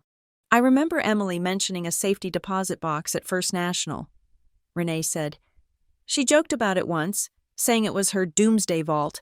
I always thought she meant it held jewelry. But after what we found in the cake knife box— "Do you think she kept it?" I asked. "Whatever is inside." "The bill for the box fee comes to my address," Renee said. "It has been on auto pay from her old trust account for 14 years. I never questioned it. I just thought it was part of the administrative costs." We drove to First National Bank in downtown Harborview. The building was an old stone fortress, cool and quiet inside. The air smelled of currency and floor wax. We met with a bank officer, presented the death certificate, Renee's identification as the executor of the original trust, and the key.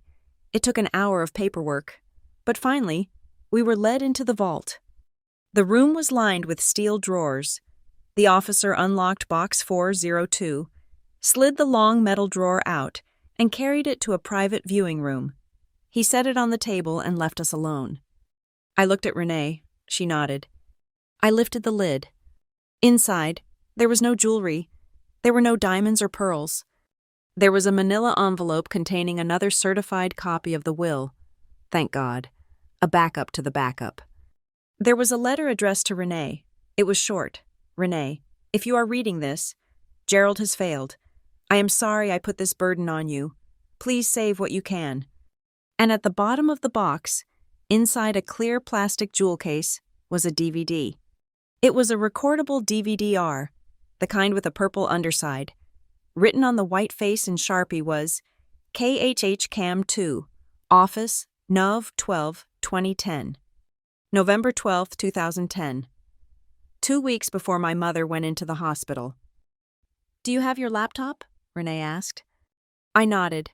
I pulled my laptop from my bag. My hands were trembling as I opened the disk drive and snapped the DVD into place. The computer whirred as it read the disk. A video file appeared. I clicked play. The screen was grainy. The footage taken from a security camera mounted high in the corner of the restaurant office. The date and time stamp ticked away in the corner. The office looked different. The furniture was older. The paint a different color. My father was sitting at the desk, looking younger. His hair less gray. He had his head in his hands. The door opened. Monica walked in. She looked different, too. Her hair was darker, her style less polished, but her posture was the same, dominant, aggressive. I turned up the volume. The audio was tinny but understandable. "You have to sign it. Gerald?" Monica's voice came through the speakers. "The expansion loan won't go through without the collateral. The bank needs to see that you have full control." "I can't," Gerald said, his voice muffled. "Emily's will, the trust, it is all tied up for Lauren. If I sign this transfer, I am bypassing the trust." "Emily is dying." "Gerald," Monica said. She said it with zero emotion, just a statement of fact. "She is not going to wake up from that surgery, and when she is gone, who is going to know? The lawyer? Harrow is old. He will retire soon. We just misplace the new will. We file the old one from before Lauren was born, the one that leaves everything to the surviving spouse." "It is fraud, Monica," Gerald whispered. Monica walked around the desk. She put her hands on his shoulders. On the screen, it looked like a gesture of comfort, but I knew better. It was a vice grip. "It is survival," she said. "Do you want to lose this business? Do you want to be a single father with a bankrupt restaurant? I am offering you a way out. I am offering to help you build something real, but you have to be the man of the house. You have to make the hard choice." She leaned down, her face close to his. "She will never know." "Gerald," Monica said. Her voice was clear, distinct, chilling. "Lauren is 16. She is a child. She doesn't know about the lawyer. She doesn't know about the accounts. Just file the old will. By the time she is old enough to ask questions, we will have fixed everything. She will never know." Gerald sat there for a long moment. The silence in the bank vault was absolute. Then, on the screen, my father picked up the pen. "God forgive me," he muttered. "He will," Monica said, smoothing his hair, "because you are doing it for family." The video ended. I sat back in the chair, the laptop screen glowing in the dim room. I felt cold. frozen to the marrow of my bones. I had suspected it. I had gathered the paper trail that suggested it. But seeing it, hearing her voice casually plan the erasure of my future while my mother was still alive, hearing my father invoke God while he signed away my birthright, was different. It wasn't just greed. It was a conspiracy. It was a calculated, cold-blooded execution of my mother's wishes. Renee was crying silently, her hand covering her mouth. "I knew," she whispered. "I always knew she was a snake. But Gerald, I never thought he would." I ejected the disc. I placed it carefully back in its case. "He did," I said. My voice was dry. The anxiety that had been plaguing me for days, the fear of the social media comments, the worry about what the town thought, it all evaporated. Fear requires uncertainty. I wasn't uncertain anymore.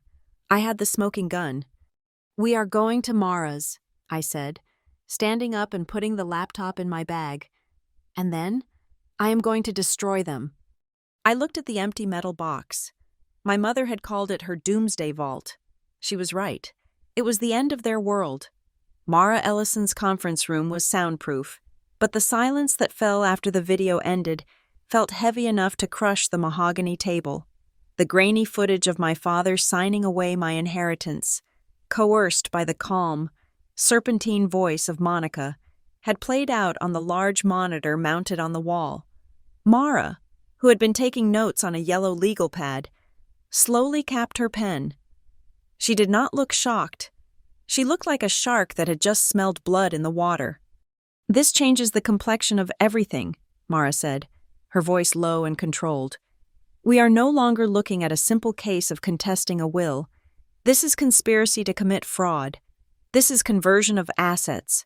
And given the manipulation of the liquor license and the education fund, we are looking at a textbook breach of fiduciary duty. They didn't just ignore Emily's wishes. They actively conspired to deceive a minor and the probate court." "I want to file," I said. The words tasted metallic, like the adrenaline that had been flooding my system for 48 hours. "We will," Mara promised. "But I am strongly advising we add another layer to this. I want to file for a temporary restraining order against Monica Kingsley. We have the assault at the party. We have the harassment at your workplace.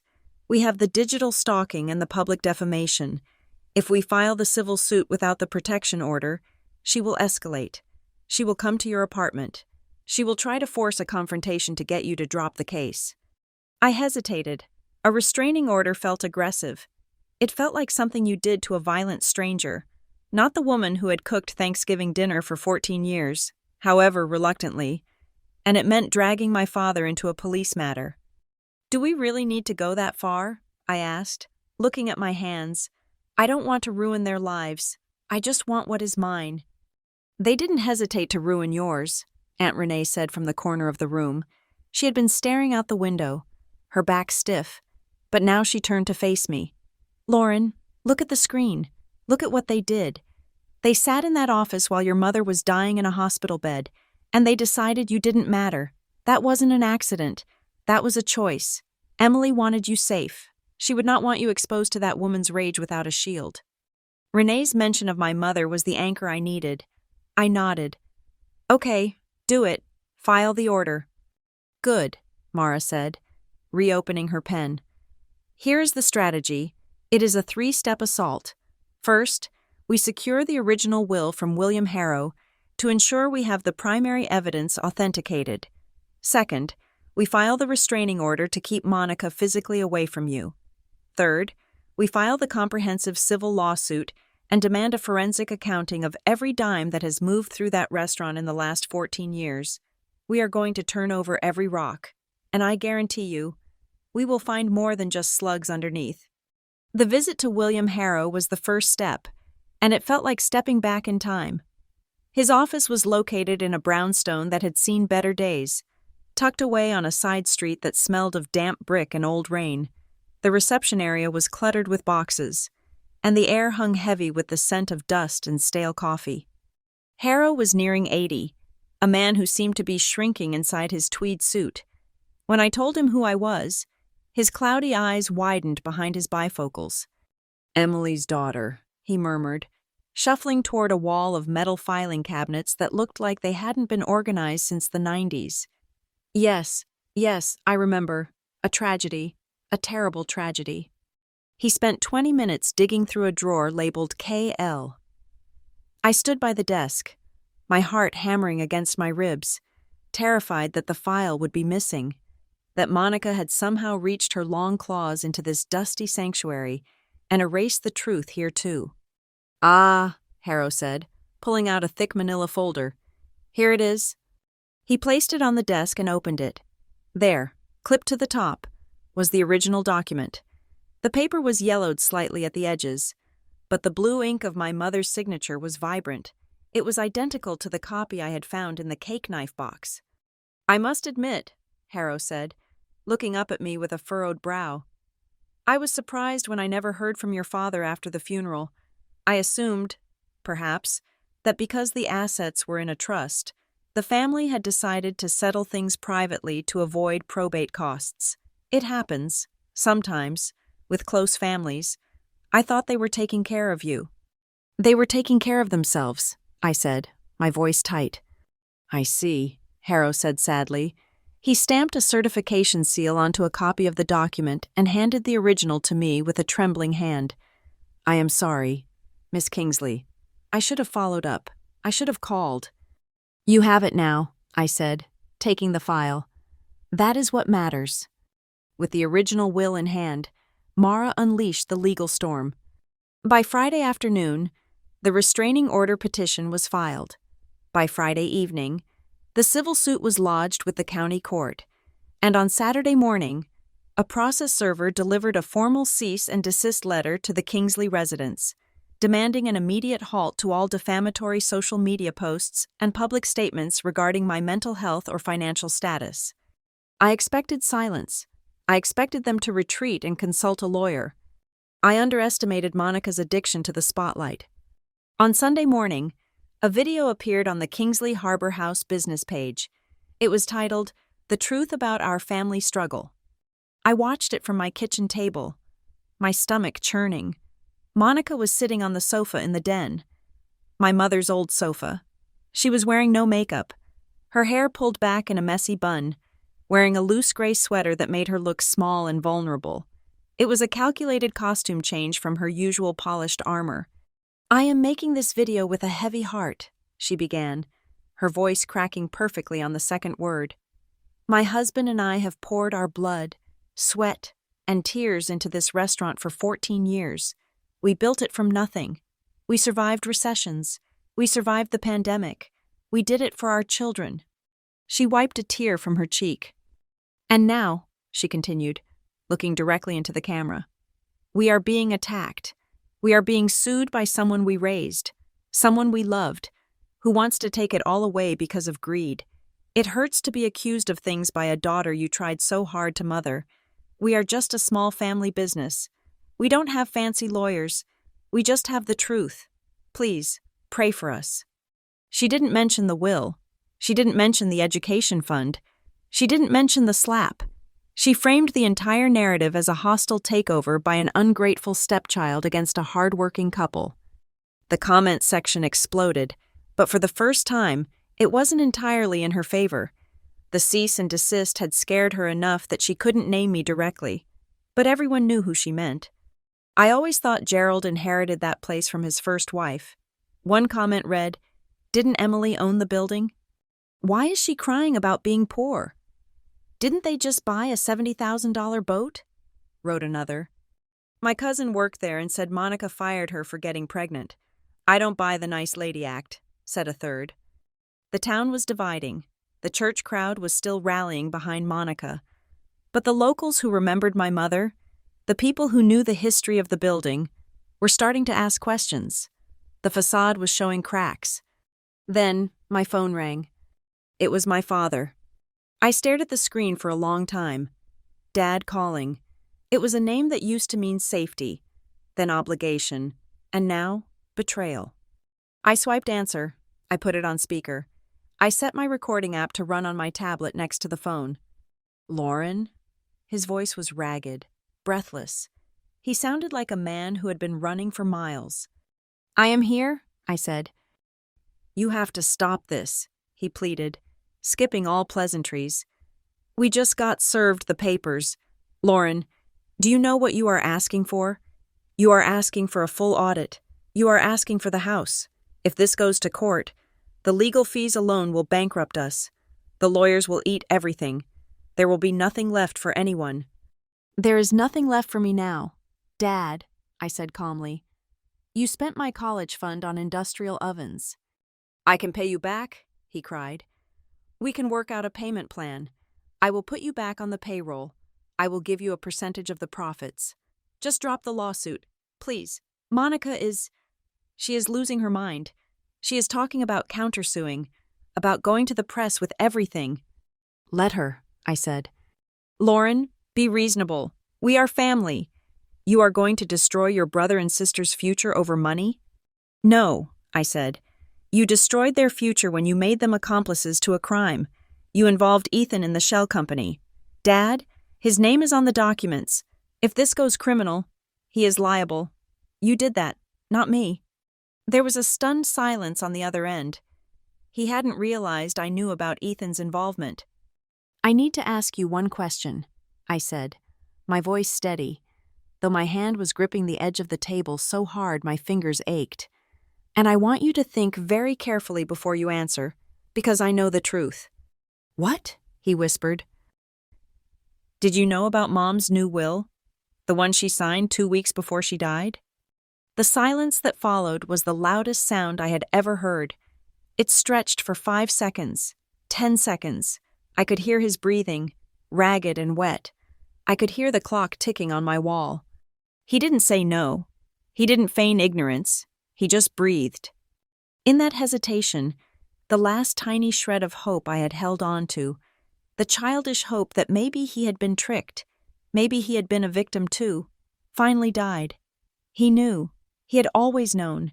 He had looked at me every day for 14 years, knowing he was stealing my life, and he had slept soundly at night. He started, but his voice failed him. "That is what I thought," I said. "If you want to save yourself, call Mara Ellison. She can discuss a settlement surrender. Otherwise, I will see you in court. Do not call me again." I hung up. I blocked his number. I blocked the house number. I sat there in the silence, expecting to cry, but the tears didn't come. Instead, I felt a strange lightness. The weight of the lie was gone. I wasn't carrying his secrets anymore. The next day, Monica played her final card before the legal hammer came down. She hired a lawyer, not a good one, but a loud one, to send a letter to Mara threatening a defamation suit against me. They claimed my Facebook post had caused irreparable reputational harm to the business and demanded $50,000 in damages. Mara called me, laughing. "It is a scare tactic," she said. "It is a classic slap-suit maneuver. Strategic lawsuit against public participation. They have no case. Truth is an absolute defense against defamation, and we have the receipts, literally, but it shows they are desperate. They are throwing sand in our eyes, hoping we blink." "I am not blinking," I told her. "Good, because the hearing for the restraining order is on Tuesday. You will have to see her. You will have to stand in front of a judge and say exactly what happened." "I will be ready," I said. That night, I stood in front of the full-length mirror in my bedroom. The bruise on my cheek had faded to a sickly yellow-green, but it was still visible. I looked myself in the eye. I practiced the words, tasting them, letting them settle in my mouth until they didn't feel like poison anymore. "My name is Lauren Kingsley." My stepmother struck me in the face. "My father stole my inheritance. I am not a silent partner." I repeated them until my voice stopped shaking. I repeated them until the girl who used to apologize for taking up space was gone, replaced by the woman who owned the building they were standing in. I went to bed early. I slept through the night for the first time in a week. The nightmares about the slap were gone, replaced by a dream of the ocean, washing the sand clean, wave after relentless wave. The tide was coming in, and there was nothing Monica could do to stop it. The steps of the Harborview County Courthouse were made of gray granite, cold and imposing under the morning sky. I walked up them flanked by the two women who had become my fortress. Aunt Renee on my left, gripping her handbag like a shield, and Carla on my right, checking emails on her phone with the casual ferocity of a woman who had rescheduled a board meeting to be here. We were not alone. A few yards away, Monica was making her entrance. She was surrounded by a small phalanx of supporters, mostly women from her church committee, and a few business associates who hadn't seen the Facebook comments yet. She was wearing a navy blue suit that probably cost more than my first car, and a string of pearls that I recognized as my grandmother's. She looked polished, serene, and completely in control. Until she saw Renee. For a split second, the mask slipped. I saw a flicker of genuine panic in Monica's eyes as she registered that my aunt, the quiet, retired nurse she had dismissed for years, was standing beside me. Monica stumbled slightly on the top step, her heel catching on the stone, before she corrected herself and swept into the building without acknowledging us. "She is afraid," Renee whispered, her voice tight. "She should be," Carla said, slipping her phone into her blazer pocket. "Let's go get your life back. Lauren." The courtroom smelled of floor wax and old wood. It was smaller than I expected, less like a movie set, and more like a sterile government office designed to process tragedy. Judge Harrison, a stern woman with reading glasses perched on the end of her nose, presided over the room with an air of impatience.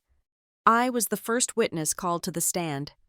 Walking to the chair, I felt the eyes of the town on me. The gallery was half full. Local reporters, curious neighbors, and the faction of Monica's supporters.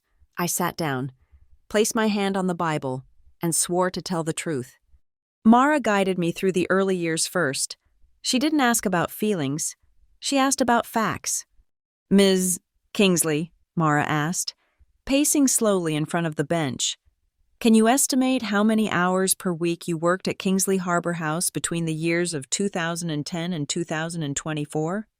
"During the school year, about 20 hours a week," I answered, my voice steady. "During the summers and holidays, closer to 60 hours. After I started my full-time job at Brightline, I still worked 15 to 20 hours on weekends and evenings." "And for this labor," Mara said, "what was your compensation?" "I received no salary," I said. "No hourly wage, no health insurance, no contributions to Social Security." "Did you ever ask for payment?" "Yes. My stepmother told me that the work was my contribution to the family legacy.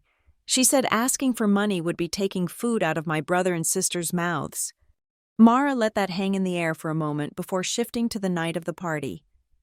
She asked me to describe the altercation. I refused to sign a partnership agreement I had not seen.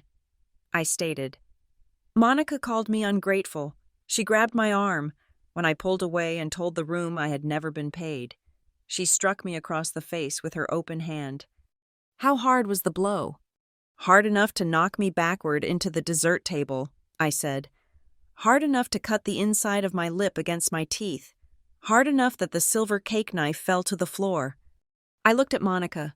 She was staring straight ahead, her jaw clenched. "And what happened immediately after?" "The room went silent," I recalled, the memory washing over me. "My father told me not to make a scene, and my Aunt Renee came to help me up. She whispered something to me." "What did she whisper?" "She said, 'Check the cake knife box.'" The opposing counsel, a slick man named Mr. Sterling, who had been hired by Monica's new LLC, stood up to cross-examine me. He tried to paint the slap as a maternal lapse in judgment. "Ms. Kingsley," Sterling said with a condescending smile, "would you say your stepmother is a passionate woman, someone who cares deeply about the family reputation?" "I would say she cares about her reputation," I corrected. "It was a stressful night," Sterling pressed. "You were hysterical. You were making a scene. Isn't it true that she was simply trying to snap you out of a panic attack, a moment of impulsive, perhaps misguided discipline?" "I am 30 years old, Mr. Sterling," I said, looking him dead in the eye. "I was not having a panic attack. I was setting a boundary, and a grown woman striking another grown woman in the face is not discipline. It is assault. It wasn't impulsive. It was the inevitable result of 14 years of treating me like property. Sterling paused, realizing he had lost that exchange. He muttered a "no further questions" and sat down. Next, Mara introduced the documents. She approached the bench with two pieces of paper. One was the original will we had retrieved from William Harrow. The other was the folded copy I had taken from the false bottom of the box. "Your Honor," Mara said, "Exhibit A and Exhibit B, identical documents, both signed by Emily Kingsley, both dated November 28, 2010, both explicitly leaving the majority ownership of the real estate and the business to Lauren Kingsley, in a trust managed by Renee Sallow." The judge examined the papers, flipping back and forth between them. "And this will was never probated?" "No, Your Honor," Mara said. "A previous will, dated 1999, was filed instead, a will that left everything to Gerald Kingsley." My father was called to the stand. He looked terrible. His suit hung loosely on his frame, and his skin had a gray, pasty quality.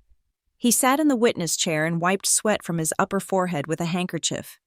"Mr. Kingsley," Mara asked, "were you aware that your late wife, Emily, had updated her will 2 weeks before her death?" Gerald shifted in his seat. His eyes darted to the left, toward the defense table where Monica sat. She was staring at him with an intensity that felt like a physical weight. I am not sure," Gerald stammered. "It was a confusing time. Emily was very sick. There was a lot of paperwork. I don't remember every document." "You don't remember a document that determined the future of your children?" Mara asked sharply. "I trusted my wife," Gerald said, his voice weak. "I assumed whatever we filed was correct. I didn't handle the administrative side. Monica helped me with the paperwork." "So you are saying you never saw this document?" Mara held up the new will. Gerald looked at Monica again. She gave a microscopic shake of her head. "I don't recall," he whispered. "You don't recall," Mara repeated flatly. "Let's see if we can refresh your memory." Mara turned to the judge. "Your Honor, we would like to introduce Exhibit C, a digital video file recovered from a safety deposit box maintained by the deceased, Emily Kingsley." Sterling jumped up. "Objection. We haven't seen the chain of custody for this digital file. It lacks context." "The chain of custody is documented in the affidavit from the bank officer at First National," the judge said, peering over her glasses. "Overruled. Play the tape." The large screen on the side wall flickered to life. The courtroom darkened slightly. The grainy footage from the old office camera appeared. The timestamp read November 12th, 2010. There was my father, younger, sitting at the desk, and there was Monica, standing over him. The audio was tinny but clear enough to be heard in the back row. Monica: "She is not going to wake up from that surgery, and when she is gone, who is going to know? The lawyer? Harrow is old. He will retire soon. We just misplaced the new will." A gasp went through the gallery.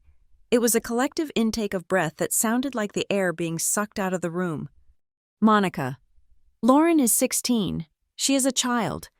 Just file the old will. By the time she is old enough to ask questions, we will have fixed everything. She will never know." I watched my father on the stand. He wasn't looking at the screen. He was looking at his hands, his face crumbling. The video ended. The silence was deafening. "She will never know." Mara repeated the line from the video. She turned to Gerald. "Mr. Kingsley, do you still claim you don't recall the new will?" Gerald opened his mouth, but no sound came out. He looked at Monica, but she was no longer looking at him. She was staring straight ahead, her face a mask of frozen horror. She knew the game was over. "No further questions," Mara said. When the defense called Monica to the stand, it was a Hail Mary pass. Her lawyer clearly hoped her charisma could salvage the wreckage. Monica walked to the stand, dabbing her eyes with a tissue before she even sat down. "Mrs. Kingsley," Sterling asked gently, "can you explain the conversation in that video?" "I was scared," Monica sobbed. It was a convincing performance. Her voice trembled. We were about to lose everything. The bank was calling in loans. Emily. Poor Emily didn't understand business. She wanted to lock everything up in a trust, but the restaurant needed capital to survive. If we hadn't done what we did, Kingsley Harbor House would have closed its doors 10 years ago. I did it to save the family legacy. I did it so Lauren would have a place to come home to. So you felt you were acting in the family's best interest? Always. Monica wept. I sacrificed my own career to run that place. I treated Lauren like my own, but she never showed any interest in ownership. She was always so distant, so cold. I thought she didn't want the burden.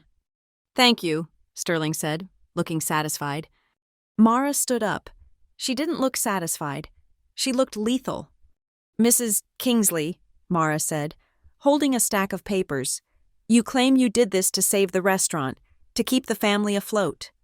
Yes, Monica sniffed. Then can you explain why? Starting 8 years ago, you began transferring funds from the Harborview Education Fund, a separate account meant for Lauren, into a company called MVS Consulting? Monica froze. The tissue stopped midway to her eye. That was for consulting fees, she stammered. I did consulting work for the restaurant. MVS. Consulting is registered to you, is it not? Yes. And can you explain why, 18 months ago, the liquor license for the restaurant was transferred to Harbor Lights Hospitality Group? That was a restructuring, Monica said, her voice rising in pitch. Our accountant advised it. And who owns Harbor Lights Hospitality Group? Mara asked. It is a family holding company, Monica claimed. Is Gerald Kingsley a shareholder? I believe so. He is not, Mara said, slamming a document onto the railing. Here are the Articles of Incorporation. The sole members are Monica Kingsley and the Ethan Kingsley Trust. You didn't restructure the business. Mrs. Kingsley, you stole it. You stripped the assets from the entity Emily owned and moved them into an entity you owned. Where was the benefit to the family in that? I didn't know, Monica cried out, the tears now flowing from a place of genuine terror. My accountant handled the paperwork. I just signed what they put in front of me. I thought it was a joint account. You thought a company formed in your maiden name was a joint account? Mara asked incredulously. You signed 23 separate transfer authorizations.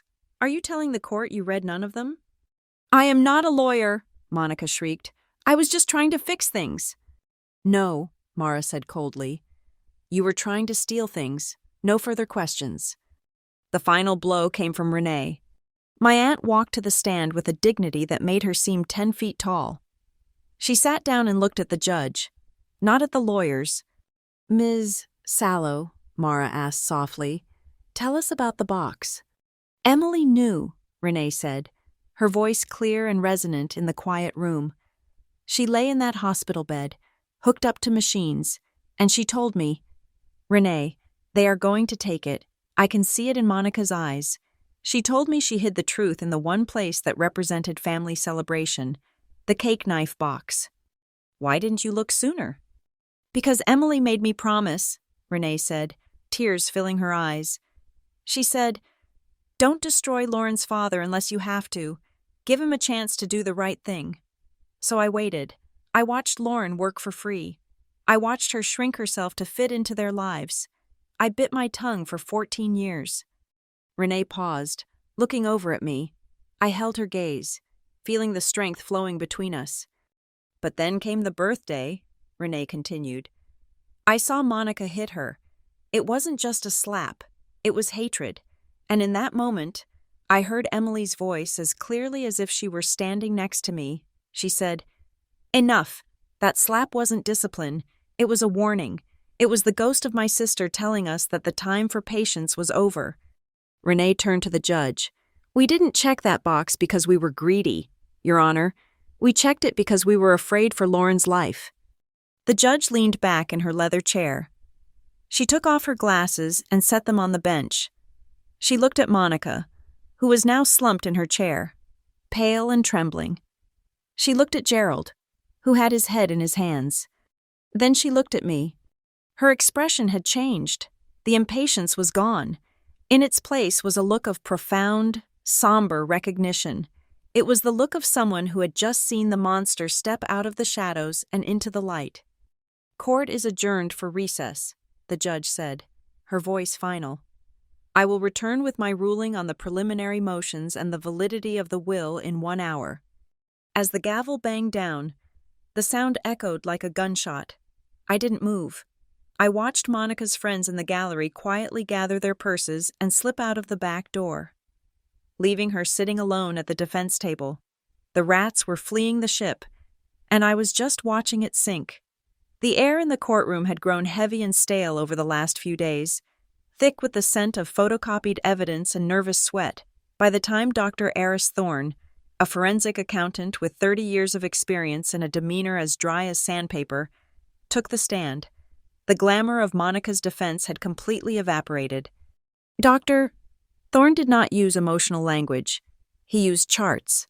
He projected a complex flow diagram onto the courtroom screen that looked like a map of a subway system, except every line represented money bleeding out of my mother's legacy and into Monica's pocket. "The pattern is unmistakable," Dr. Thorne stated, using a laser pointer to circle a cluster of transactions. "This was not a restructuring. As the defense claims, this was a liquidation. Between 2018 and 2023, over $180,000 was moved from the Harborview Education Fund. It was transferred in increments of $4,000 to $9,000, amounts specifically chosen to avoid triggering automatic federal reporting flags." "And where did this money go?" Mara asked, standing with her arms crossed, looking like a general surveying a battlefield. "It passed through a shell entity, M.V.S. Consulting, and was immediately used to purchase capital assets for Harbor Lights Hospitality Group," Dr. Thorne explained. "Effectively, the defendants took cash that legally belonged to the plaintiff, bought equipment with it, and then titled that equipment in their own names. It is a textbook example of illegal asset shifting disguised as business expenses." Monica's lawyer, Mr. Sterling, tried to argue during cross-examination that business finances are often fluid in family-run establishments. Dr. Thorne simply took off his glasses and wiped them. "Mr. Sterling, commingling funds is sloppy. What I have described here is theft. There is nothing fluid about grand larceny." When the testimony concluded, the room felt colder. The numbers didn't lie, and they didn't care about Monica's tears. In her closing argument, Mara didn't pace. She stood still, gripping the lectern, her voice ringing with a quiet, deadly clarity. "This case is not about a family quarrel," Mara told the judge. "It is not about a stepmother and a stepdaughter not getting along. It is about a systematic, 14-year campaign to erase the legal and human rights of Lauren Kingsley. They ignored a valid will because it was inconvenient. They stole her safety net because they were greedy. They exploited her labor for over a decade because they believed she was too weak to fight back. And when she finally dared to ask a question, they responded with physical violence. They treated Lauren not as a person, but as a resource to be mined and discarded." Mr. Sterling's rebuttal was desperate. He pleaded with the judge to consider the community impact. He spoke of Kingsley Harbor House as a pillar of the town, a local landmark that would be destroyed if the court imposed harsh penalties. He argued that stripping Monica and Gerald of ownership would punish the employees and the town itself, effectively holding the community hostage to save his clients. Judge Harrison listened to it all with a face carved from stone. When the arguments were done, she gathered her robes and announced she would retire to her chambers to review the final evidence before delivering her verdict. The recess lasted an hour, but it felt like a lifetime. I sat on a wooden bench in the hallway, the fluorescent lights buzzing overhead. On one side of me sat Aunt Renee, her hand resting on my knee. On the other side sat the cake knife box. I had insisted on bringing it. It sat on the bench like a silent witness, the velvet interior no longer hiding secrets, but exposing them. The hallway was mostly empty, save for a few reporters checking their phones near the water fountain. Then I heard slow, shuffling footsteps. I looked up. It was my father. Gerald Kingsley looked like he had aged 20 years in 3 days. His shoulders were slumped, his tie crooked. He stopped a few feet away from me. Wringing his hands, he looked at the floor, then at the wall, then finally, fleetingly, at me. "Lauren," he rasped. His voice was thin, brittle. I wanted to say." He trailed off. He looked at the cake knife box sitting next to me, and I saw a flinch ripple through his body. "Say what?" I asked. I didn't stand up. I didn't offer him comfort. I just waited. "I didn't want it to be like this," he whispered. I thought eventually you would understand. I thought if we just kept the business going, everyone would be taken care of." "You signed a paper that said I would never know," I said. My voice wasn't angry. It was just tired. "You didn't want me to be taken care of. Dad, you wanted me to be ignorant." "Monica, she can be very persuasive," he said, falling back on the excuse he had used for half my life. "Stop," I said. "Stop blaming her. You were the executor. Dad, you were the father. You had the power to stop it every single day for 14 years, and you didn't. You watched me scrub floors in a restaurant I owned, and you didn't say a word." He opened his mouth, then closed it. His eyes filled with tears, but they weren't tears of repentance. They were tears of self-pity. He realized, perhaps for the first time, that there was no going back. The bridge wasn't just burned, it was ash. "I'm sorry," he mumbled, turning away. He walked back toward the courtroom doors, a small, defeated man in a suit that no longer fit him. "Let him go," Renee whispered, giving my knee a squeeze. "He made his choice a long time ago." When the bailiff called us back in, the atmosphere in the courtroom had shifted. It was no longer a place of debate. It was a place of judgment. Judge Harrison took her seat. She didn't shuffle papers. She folded her hands and looked directly at the defense table. Monica was clutching a crucifix, her knuckles white. Gerald was staring at the table. "I have reviewed the evidence, the testimony, and the exhibits," Judge Harrison began. Her voice was not loud, but it carried to every corner of the room. In matters of probate and family trust, the court's primary duty is to honor the intent of the deceased. In this case, the intent of Emily Kingsley was clear, precise, and legally documented. She looked down at a paper. "It is the judgment of this court that the last will and testament, dated November 28, 2010, is valid and binding. The previous will, filed by Gerald Kingsley in 2011, is hereby declared void." A murmur went through the room. Monica let out a small, strangled sound. "Furthermore," the judge continued, her voice hardening, "the court finds that the transfer of funds from the Harborview Education Fund to entities controlled by Monica Kingsley constitutes a gross breach of fiduciary duty and conversion of assets. The attempt to transfer the liquor license and equipment of Kingsley Harbor House to Harbor Lights Hospitality Group is recognized as a fraudulent conveyance intended to defraud the rightful beneficiary." She paused, letting the weight of the words settle. "Therefore, I am ordering the following relief. First, the deed to the property known as Kingsley Harbor House and 80% of the shares of the operating entity are to be transferred immediately to the Lauren Kingsley Trust. The court appoints an independent forensic accountant to oversee this transition and to manage the business finances for a probationary period of 12 months. Second," Judge Harrison said, looking directly at Monica, "Monica Kingsley is ordered to pay restitution to the estate in the amount of $185,000. This amount is to be secured by a lien against her personal property and her remaining interest in any other business entities." Monica gasped, grabbing Mr. Sterling's arm.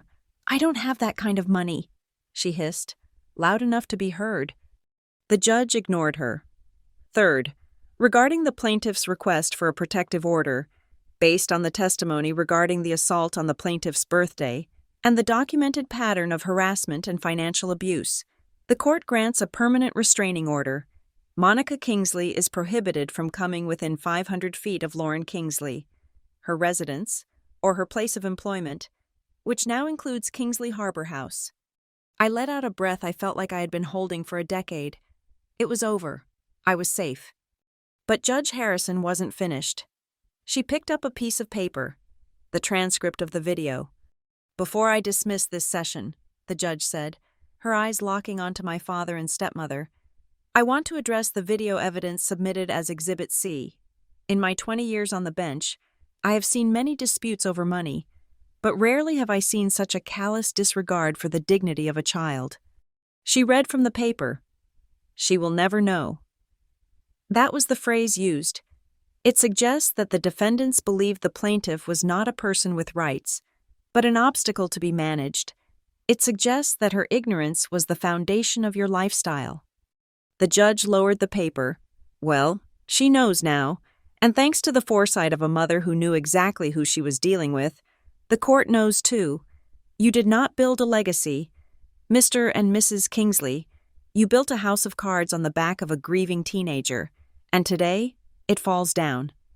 Court is adjourned." The gavel strike was final. For a second, there was total silence. Then, Monica screamed. It wasn't a theatrical scream.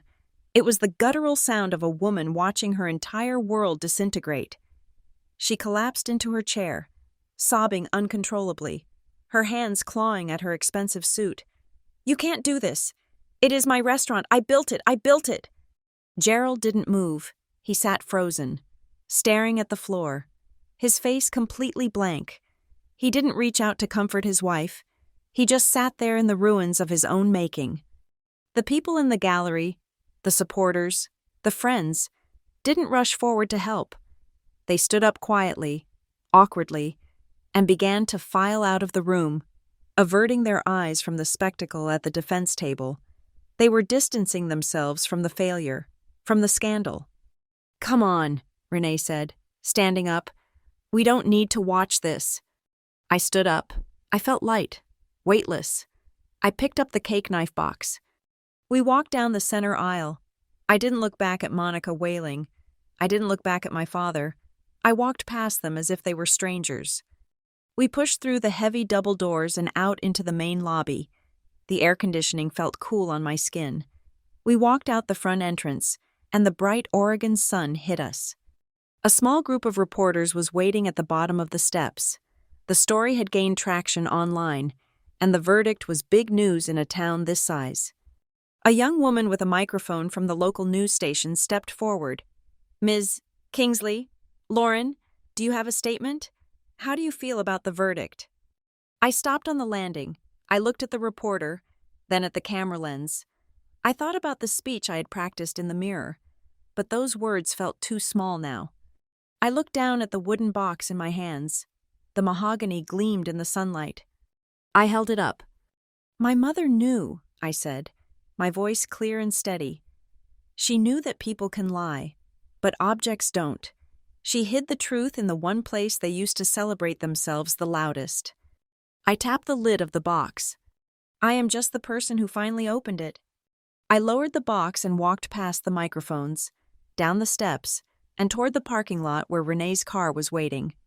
That evening, I sat in my apartment, my quiet, safe apartment, and watched the news. The segment came on at 6 o'clock. The headline flashed across the screen: "The secret in the cake knife box. Heiress reclaims stolen legacy." The anchor spoke in hushed, dramatic tones. In a stunning conclusion to the Kingsley family saga, a hidden will discovered in a ceremonial cake knife box has overturned the ownership of the beloved Harbor House restaurant. They showed the clip of me on the courthouse steps, holding the box up like a holy relic. They showed Monica being escorted out the back door of the courthouse, shielding her face with her purse. The box had become an instant icon, online. People were already sharing the image. It was becoming a meme, a symbol of hidden truth, a warning to liars everywhere. I turned off the TV. I looked at the real box, sitting on my coffee table. It was empty now. The will was with the court. The letter was in my safe. The USB drive was with the forensic accountant. It was just a box, but looking at it, I didn't see a kitchen utensil anymore. I saw a shield. I saw a promise kept. My phone buzzed. It was a text from Carla. "Congratulations, boss. Take tomorrow off, but be ready for Monday. We have data to crunch." I smiled. I wasn't the silent partner anymore. I wasn't the stepdaughter. I wasn't the victim. I was Lauren Kingsley, and I had a restaurant to run. 3 weeks after the gavel fell, I stood in the center of the dining room of what used to be Kingsley Harbor House. The space was silent. Dust motes danced in the shafts of afternoon sunlight that cut through the bay windows. The tables were pushed to the side, covered in drop cloths, and the smell of stale fryer grease and Monica's cloying floral air freshener was gone, replaced by the scent of fresh primer and sawdust. It was a Tuesday afternoon. Technically, we were closed for renovations, but for the first time in 14 years, being here didn't feel like serving a sentence. It felt like taking a breath. I walked over to the host stand. On it lay a stack of employment contracts, real contracts, earlier that morning. I had sat down with the 3 kitchen staff members who had stayed through the transition. I laid out the terms: a 20% raise, overtime pay for anything over 40 hours, and a clear grievance policy. The dishwasher, a young man named Leo, had looked at the paper and then at me, confused. "So, if we stay late to prep for the weekend, we just get paid for it?" he asked. "Mrs. Kingsley always said that extra prep was paying our dues to the family." "Mrs. Kingsley doesn't work here anymore," I told him, signing the bottom of his sheet. "And neither does that philosophy. You are not family. Leo, you are an employee, and that means your time has value, and I will pay for it." The relief on his face was worth more than the inheritance itself. I turned toward the entrance. For the last decade, a massive, glamour-shot portrait of Monica had hung there, greeting guests with a digitally retouched smile that never quite reached her eyes. I had taken it down on the first day. The wall behind it was a slightly lighter shade of beige, a ghost of where she used to be. I picked up the frame leaning against the wall. Aunt Renee had found it in an old album. It was a candid shot of my mother, Emily, taken on the deck of this very building in 1998. She was windblown, laughing, holding a basket of oysters, her eyes crinkled with genuine joy. She looked messy and alive and real. I hung it on the hook. I stepped back. "Hello, Mom," I whispered. "Welcome back." My phone buzzed in my pocket. I checked the screen. It was a text from my father. "Gerald. Hi, Lauren. Just wanted to see how the renovations are going. I heard you're painting the west wall. That wall always had moisture issues. You might want to check the seal." I looked at the message. He had moved out the week after the verdict, downsizing to a 2-bedroom rental apartment on the north side of town, near the industrial park. It was a far cry from the Colonial in Willow Creek, which was currently on the market to pay for Monica's restitution judgment. He texted me every few days. Small, tentative messages, crumbs of advice. He was trying to find a footing, trying to see if there was still a role for him as the benevolent advisor, the father who knew best. I typed back, "Contractor checked the seal yesterday. It is fine. Thanks." I didn't ask how he was. I didn't ask if he was settling in. I kept the line hard and clear. He wasn't my enemy anymore, but he wasn't my confidant either. He was a tenant in a city where I was now the mayor. As for Monica, the silence was absolute. The restraining order made sure of that. But shame was a more effective barrier. The town of Harborview, which she had courted so aggressively, had turned its back on her with the speed that only small towns can muster. The rumors were that she had fled to Arizona to stay with a cousin, leaving behind her debts and her shattered reputation. I didn't hire a private investigator to find out. I realized I simply didn't care.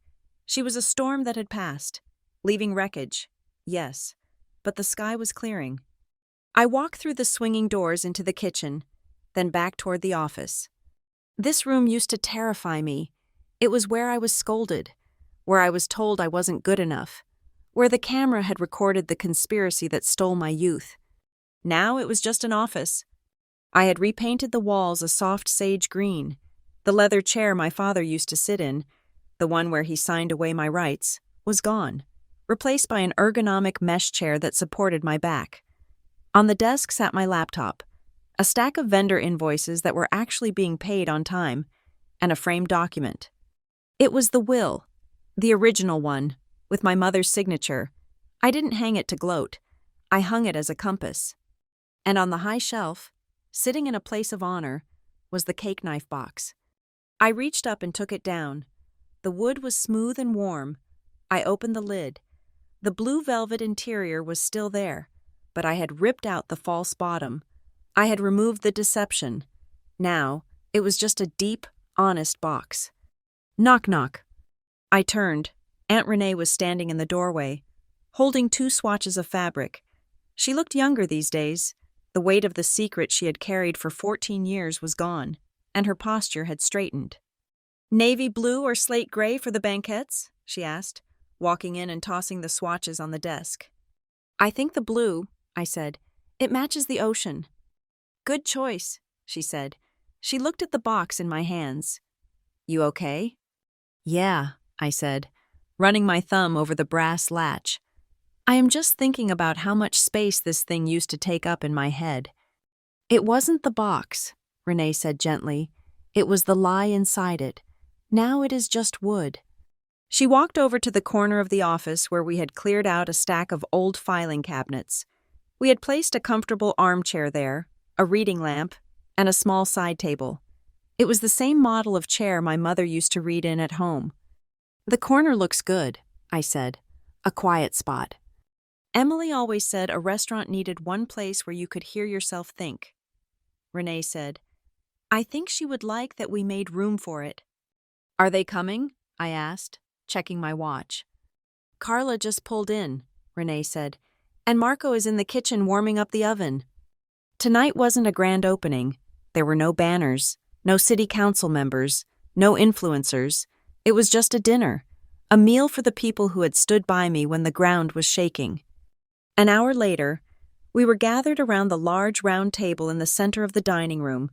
It was set with simple white plates and the good crystal, the crystal that Monica had forbidden me to touch. Carla was there, looking relaxed in a sweater instead of her usual blazer, laughing as she poured wine for Marco. Marco, the chef who had risked his reputation to speak up for me online, had prepared a roasted sea bass that smelled like heaven. Renee was sitting next to me, beaming. We ate, we talked. We didn't talk about the trial. We didn't talk about the past. We talked about the future. We talked about the new seasonal menu, about the wine list, about whether we should add a jazz night on Thursdays. When the plates were cleared, Marco disappeared into the kitchen and came back carrying a cake stand. It wasn't a 3-tiered fondant monstrosity like the one that had been destroyed on my birthday. It was a single layer, rustic lemon cake with a simple glaze, garnished with fresh rosemary.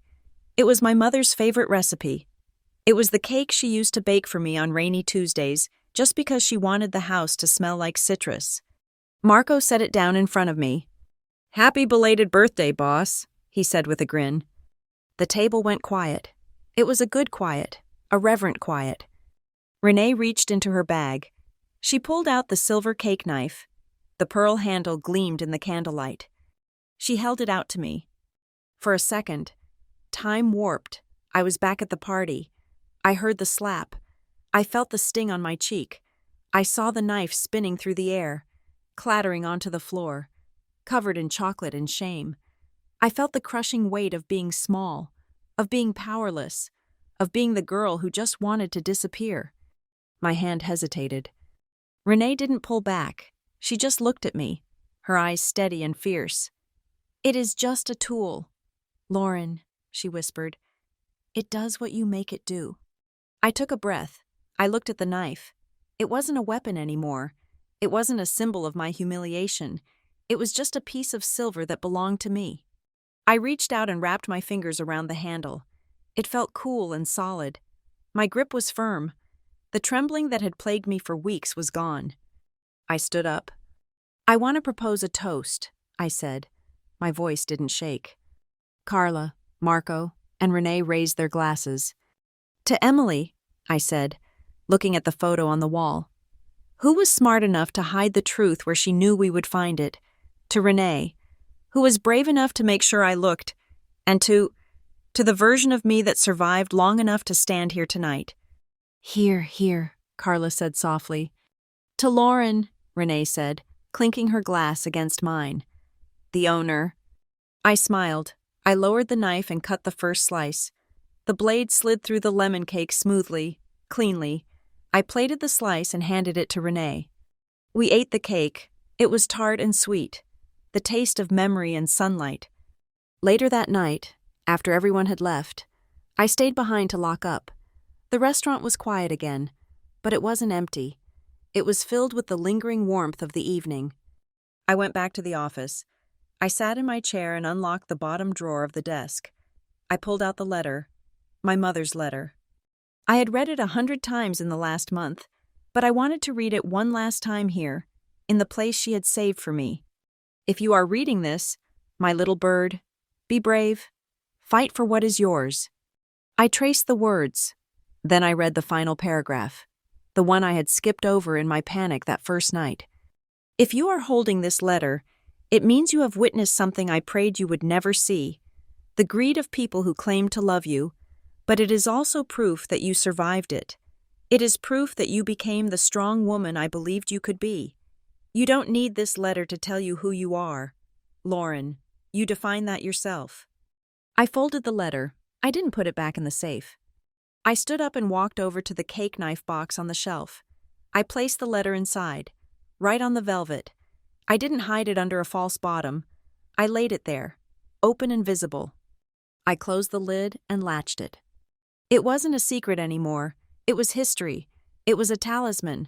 I would leave it there, on the shelf. If anyone ever asked what was inside, I wouldn't lie. I would tell them. I turned off the desk lamp. I walked out of the office, locking the door behind me. I walked through the darkened dining room, the moonlight casting long shadows across the floor I now owned. I reached the front door and flipped the switch for the exterior sign. I stepped outside into the cool, salty air of Harborview. I turned around and looked up. The neon sign buzzed to life, glowing a soft, welcoming blue against the night sky. Emily's Harbor House, owned and operated by Lauren Kingsley. The bruise on my cheek was gone, healed into a memory. The scar on my heart was there, but it was scar tissue, tougher than the skin that had been there before. I put my hands in my pockets and felt the keys to the front door, the keys to the office, the keys to my life. I took a deep breath of the ocean air. Somewhere out there, people were sleeping, dreaming, fighting. But here, on this corner, the war was over. I turned and walked toward my car. If anyone ever told me to check the cake knife box again, I wouldn't be afraid of what I might find, because I was no longer the girl who was afraid of the knife. I was the woman who held it. Thank you so much for listening to this story. I would love to know where you are tuning in from. So please drop a comment below sharing your location and your thoughts on Lauren's victory. If you enjoyed this story, please subscribe to the channel Lila Revenge Stories, like this video, and smash that hype button so more people can hear about how Lauren took back her life.